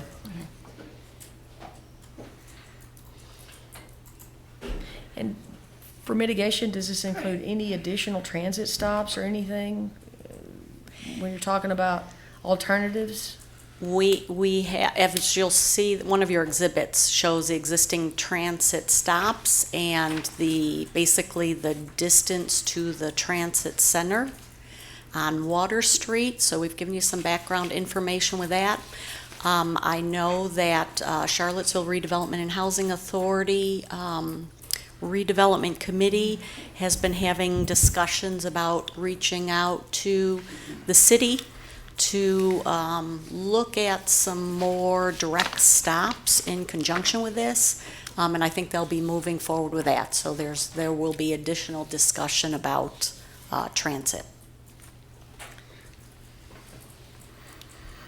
Madam Chair, may I request that we ask the parties of interest, in this case, Mr. Mathon and Mr. Duffield, to come forward so we can ask them questions? Sure. Thank you. Thank you. Just to answer a couple of quick questions that I heard already, just to be crystal clear, the meeting, there were numerous meetings that happened at Friendship Court to involve the residents through that entire process. The meeting at City Space actually was not Friendship Court residents were welcome to come, but they already had all the information. The meeting at at City Space was intended for the broader community within, so we sent out notices to every homeowner and property owner within 500 feet. And the intention of that was to start to spread the word and communicate that way. What percentage of this property is going to be affordable units?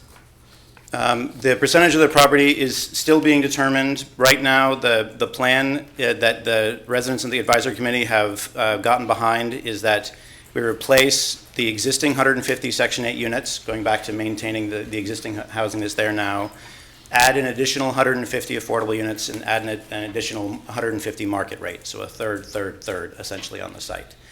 And then one quick follow-up to that, too. In your meeting packet, you'll see that there is a rigorous parking study that we did in preparation for this request.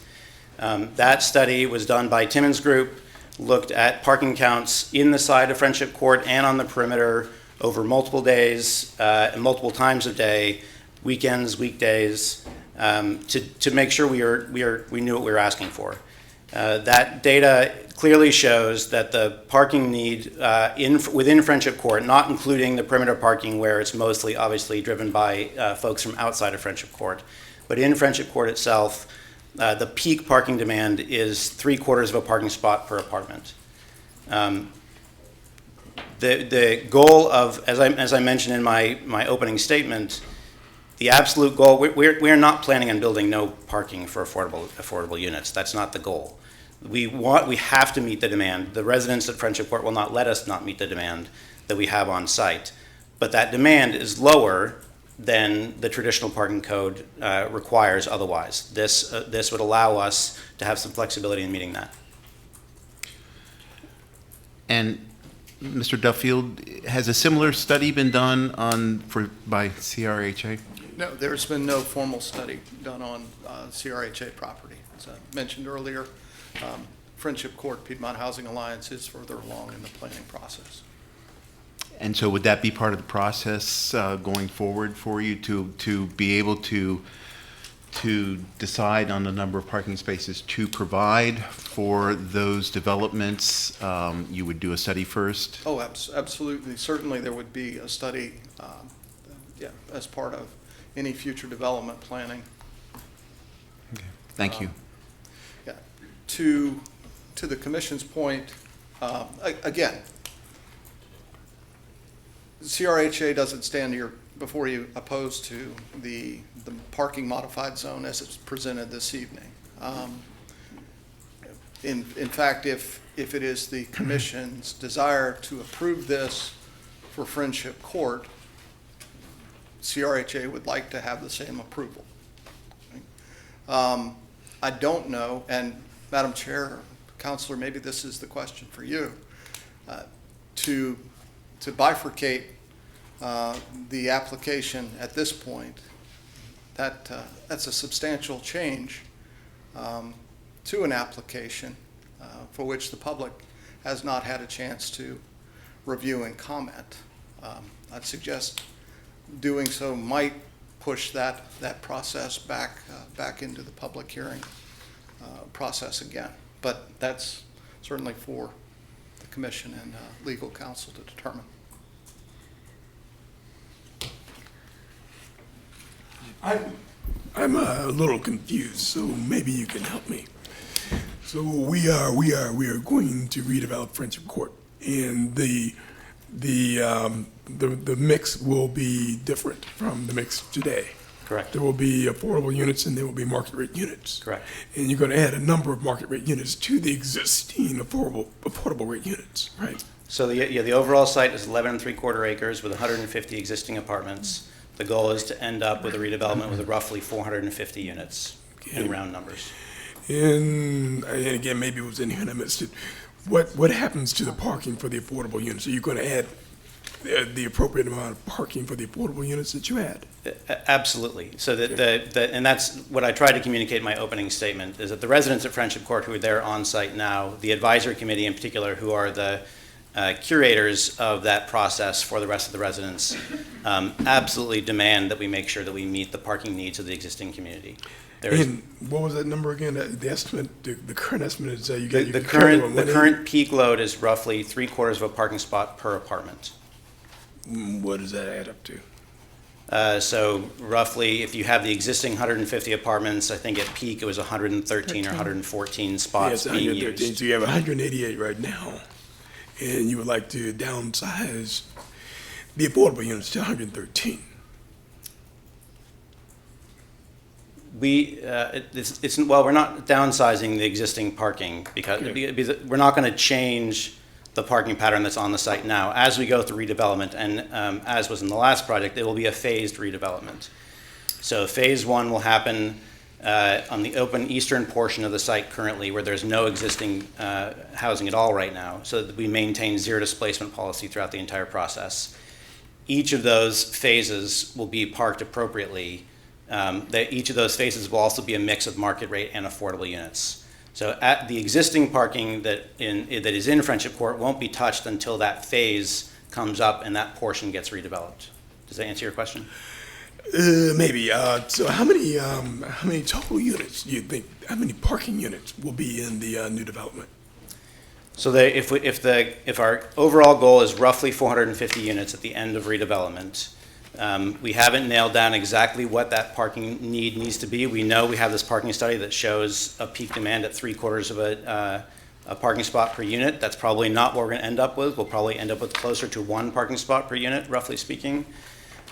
So in that ballpark of 450 units, roughly 450 spots. That's our general goal at the moment. But we are still diving deep into the planning process. So could I just do some math here too? That's 450 units, but you don't want to use 300 of those units in the parking calculation under this modified zone.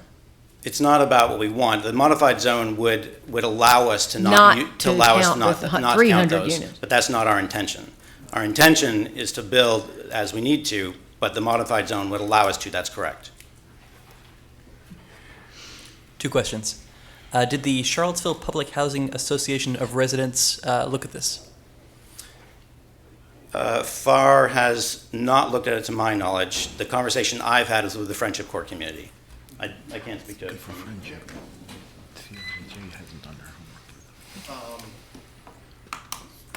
I don't know that FAR has reviewed the Friendship Court proposal.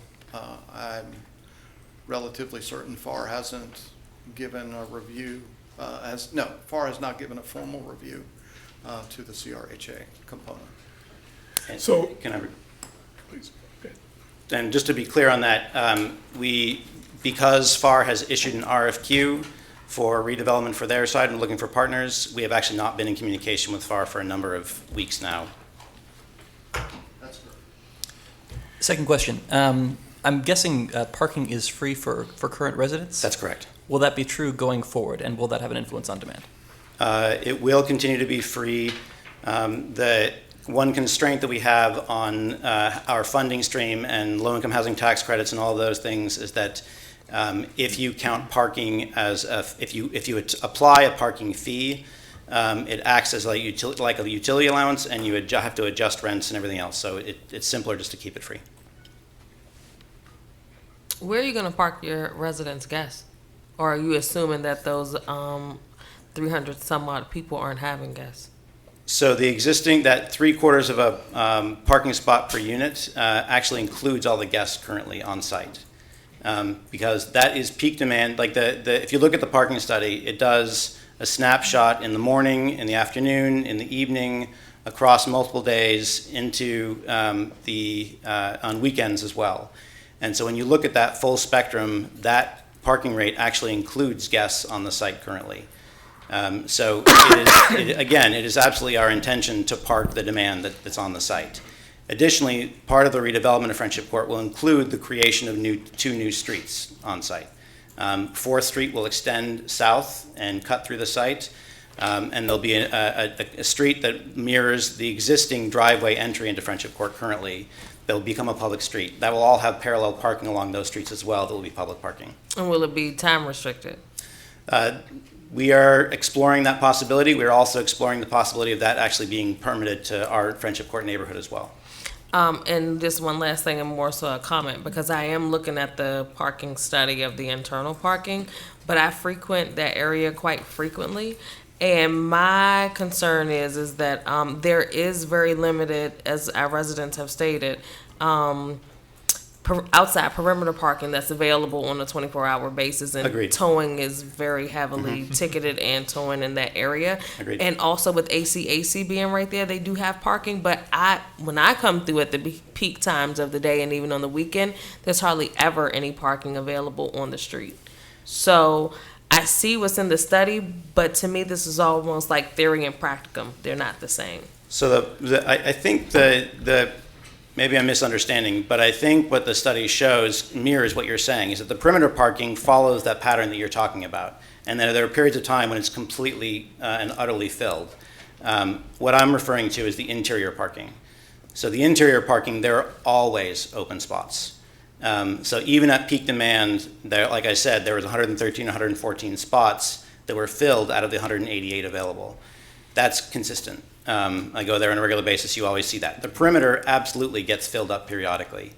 The interior streets that I talked about building, that will have a on-street parallel parking, which we consider to be part of the parking strategy as it relates to visitors. And then the perimeter parking, I think that's a question that we have to confront as a city about what we do on that perimeter, whether that gets time restricted, like a lot of other parts of downtown, or if there are other solutions along those lines. So I guess here's where my hang up is.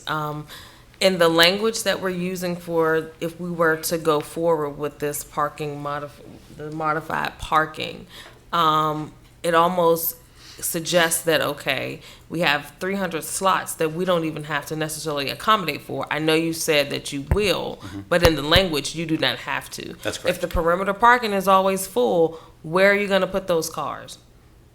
Because you're also adding 50 more affordable units in addition to the 150 that you also have, on top of another 100 units of market rate value. People are driving. Sure, I guess I'm a little confused by that question. I think I get the intent. What are you confused by? Let me clarify it for you. Well, when I say that we're planning on addressing the needs of our parking, that means we'll be parking on site. So we'll have a mixture of structured parking under some of the multifamily buildings. We'll have surface parking lots and other parking spots that connect to the townhomes that we're proposing. All of those parking spots in total will address our internal needs, just as the existing parking addresses our internal needs now. We're not planning on the perimeter parking being part of that parking solution. Okay. Is that clear? Somewhat. It's just that also, as somebody who, like I said, is frequently in the area, I know several residents that live in the area. Parking has been a big issue for this site for many, many, many years. Whether it's guest parking, regular residential parking, especially if we're considering that we want those residents to start bettering themselves and maybe acclimating into better jobs. The bus line is just not going to be your only source of transportation. And so for me to comfortably say I am okay with reducing the amount of parking for over 300 units, I'm having a hard time with that. Is that clarifying that where I'm coming from for you? Yes. Thank you. You could sell the property and So when we redevelop, low-income housing tax credits overlay a 30-year affordability requirement. There's a piece of that we may check a box as well that actually extends that possibly to 50 years. There's that mandatory requirement over that medium to long term. Beyond that, the owners of the property, Piedmont Housing Alliance and National Housing Trust, are nonprofit owners who have never, and the goal is never to sell the property. We are committed to affordable housing. That's our core and mission. There is no reason in the future forever to pursue that. The reason that it is actually affordable housing now is because of Piedmont Housing Alliance and National Housing Trust. In 2002, Friendship Court was actually at risk for being lost as affordable housing in the city. And Piedmont Housing and National Housing Trust, in partnership with the city, came together to purchase it to make sure it is maintained as affordable housing. That's our core and mission.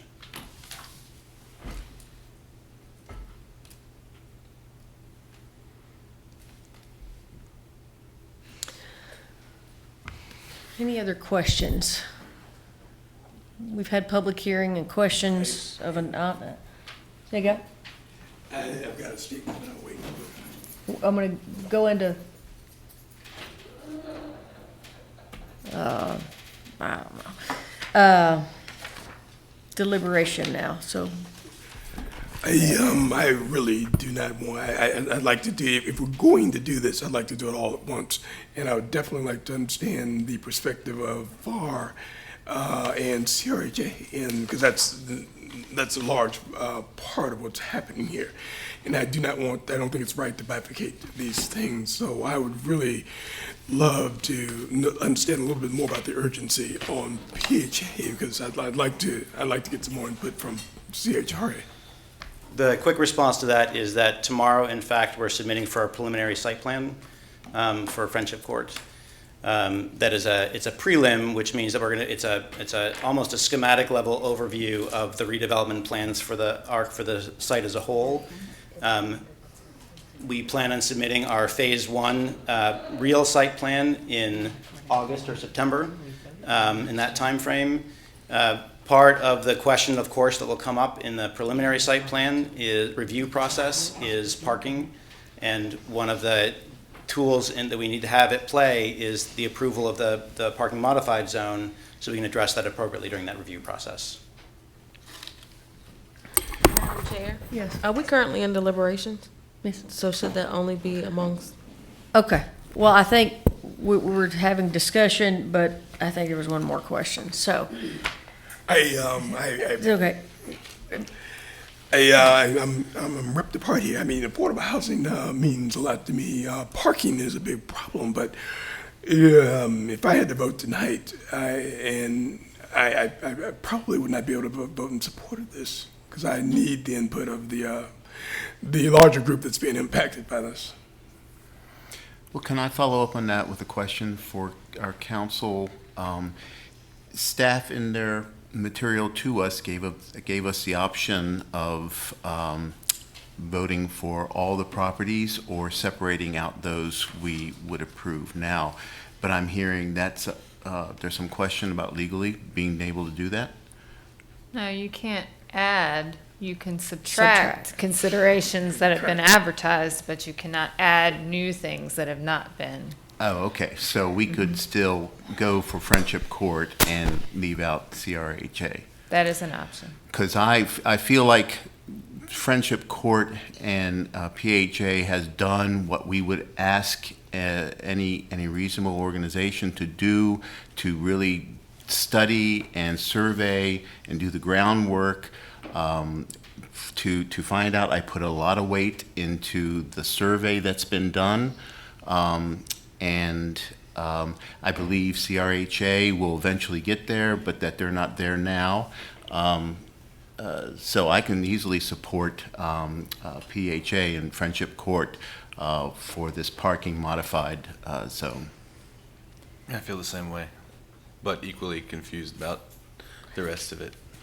Here's what I'm confused about. We have a plan coming in tomorrow when they want us to vote tonight, but it's not going to council until whenever. So how are we reviewing this with the plan coming in tomorrow? But I have a procedural question, because now we only have 2 counselors here, right? So That's they right. have to hold another hearing. That's right.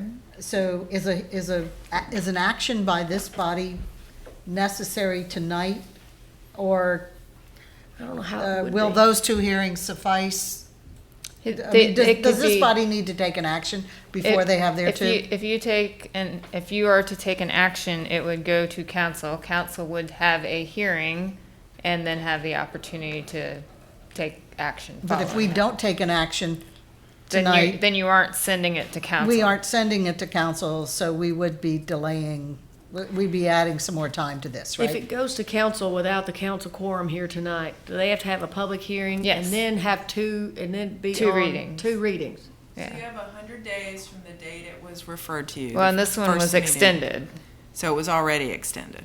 I'm sorry, I'm gonna ask one more question. Yeah, so I think don't it's want gonna- us to mess up a calendar. That's, Well, that's already happened. right, but I So mean, I that don't want we- our we'll position. Start from where we are. But we need to act on this one way or another, right? We have to approve, deny, or defer. Eventually, you'll have to act, yes. Can I ask a question that may help? One more question. How many parking spaces are on this plan for tomorrow? It's a preliminary site plan, so it doesn't show parking. The point of it is to show overall Okay. concept. Madam Chair?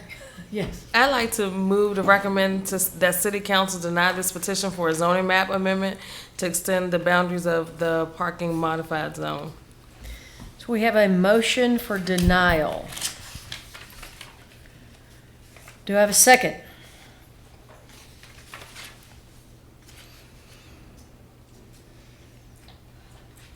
Motion for denial, but we would need a second. I'm not ready to vote yet. Or if I second it, then do we get to deliberate more? Well, you can second, we can deliberate, then we can vote, and it'll either pass or. I may vote against it once I understand more, but I'll happily second it if I can still vote against it after I understand more. You can change your mind. Okay. Second. So we have a motion and a second? Yes. Yes, okay.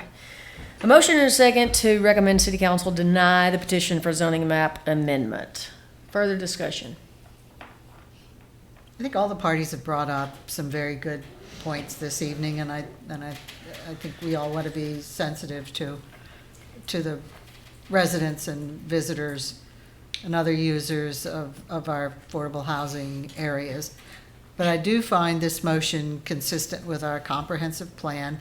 One, because the SIA has been approved and amended to our comprehensive plan, and redevelopment of these areas is already part of our comprehensive plan. And I think we also want to reduce reliance on single vehicle occupancy, and these are areas that are walkable and have transit. However, I do have some concerns, and some of them relate to comments that are in Habitat's application for Sunrise, where they specifically cite the need for increased parking. One, because of the entrepreneurial activities of the residents in that area that have increased since the time Sunrise was developed, and also the aging population that's there, and their decreased mobility and increased reliance on jaunt and other forms of transportation and needing to be closer to their vehicles. So I have those two things sort of pulling, against each other.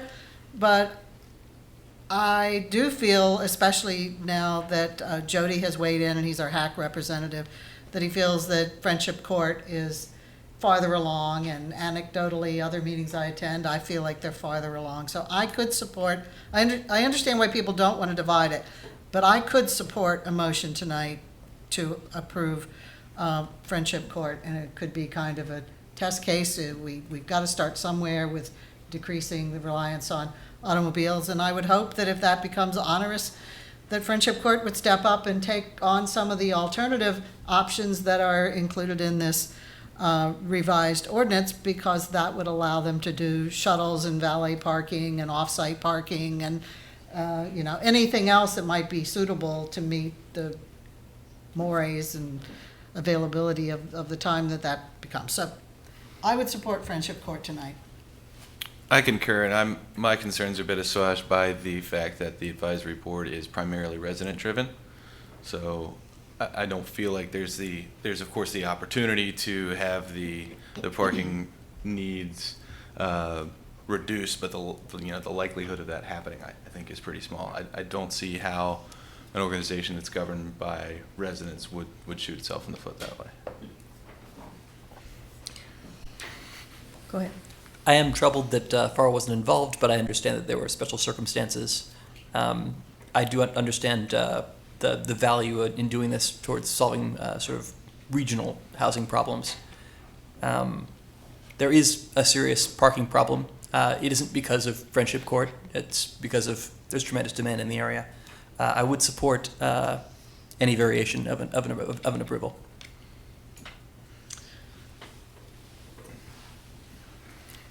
Okay, it seems like there are 4 people who would support, so I will. Well, what we've done is we've got a motion on the table, so you we can't. do have a motion, that's right. So hang tight. I withdraw my second, but that's only if. We're gonna vote on that and see Okay. where we are. Hang tight. Well, okay. Hang tight. Mr. Londra, would you like to have further discussion, or you want to call? No, what was I going to say? I was going to say something. Oh, that PHA has demonstrated years of doing this professionally, thoughtfully, using the residents, going to the residents to get their input. And we are not telling them to reduce parking. We're giving them another tool to be able to make the appropriate plans for this development. So I think that is why I'm supporting them on this. So we have a motion for denial and a second that we'll vote on, and then we will have probably another motion and a second. I just want to say one thing. there've been several residents that have written us and come and talked to us, and so I don't want that to be lost, because I'm not sure we've discussed that, and so we hear you. I think that parking is a larger problem, and I don't also think that Friendship Court is causing the parking problems. I think it's just goes more to the need of the parking study that we've talked about. We've got a lot of things going on in downtown Belmont where we didn't require parking, and that's not Friendship Court's fault. That's our fault, the city. So we need to do a better job of when we add all these urban, if we need parking for 100 restaurants, we need to make sure we have the parking for 100 restaurants. And that parking is required before we approve something. So it's not lost. I hear you. I'm not sure that this is the reason for that parking problems on the streets, though. I do want to ask staff to find out, why are we having parking time limits on Garrett Street? Do you know that? I was not aware there were parking time limits on Garrett Street. I'll look into that a little bit more. So could we look at that to report maybe back to- alleviate some issues, maybe? And, I mean, there's some parking right there. I would suggest that we ask staff to look into it. Right, that's what I'm City asking. councilors do not do research. I know that, but I'm saying, I could you agree. support I agree. us to have I staff support- look I support long-range per- planning all the time. Thank you. So staff, could you look into why we have Yes, parking? we will. And we will report- limits on that street? We will But if report we back don't to you. have parking limits there, then wouldn't they be gobbled up by downtown You- workers and? But you can't park after 9 p.m. all along Garrett, which does put some pressure on the neighborhood. Oh, that's the limit we're talking about. That's the limit we're Okay, talking about. that's Yeah, the yeah. evening, yeah, that makes sense. So we have a motion for denial and a second. Ms. Chrissy, would you call roll? Motions for denial. Okay. All right, Mr. Lahender? No. Ms. Keller? No. Ms. Dow? Aye. Mr. Sola Yates? No. Mr. Smith? No. Mr. Mitchell? No. And Ms. Green? No. So that motion does not pass. Madam Chair, may I make another motion? Sure, please. I move to recommend that the city approve this petition to amend the zoning map to extend the boundaries of the parking modified zone to include only the following properties: PHA's Friendship Court, on the basis that the rezoning would serve the interests of public necessity, convenience, general welfare, or good zoning practice. Do we have a second? Second. So we have a motion and a second for motion number 2, which we have for Friendship Court only. Could we modify that to delete the word PHAs? Because it seems to me we should be identifying properties by their name or their address, and not by their ownership.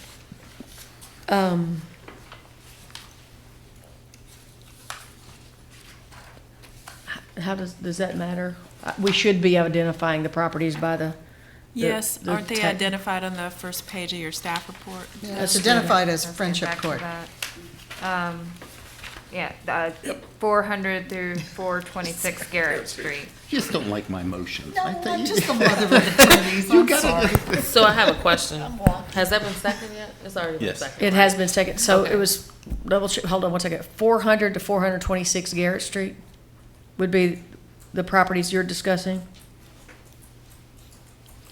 Well, How do you want me to refer to it? Is that, or It's in there as AKA Friendship Court too. or is that one parcel? It is. One parcel? 280. The application refers to it as Friendship Court. Oh. Right? Okay. So we have a motion and a second.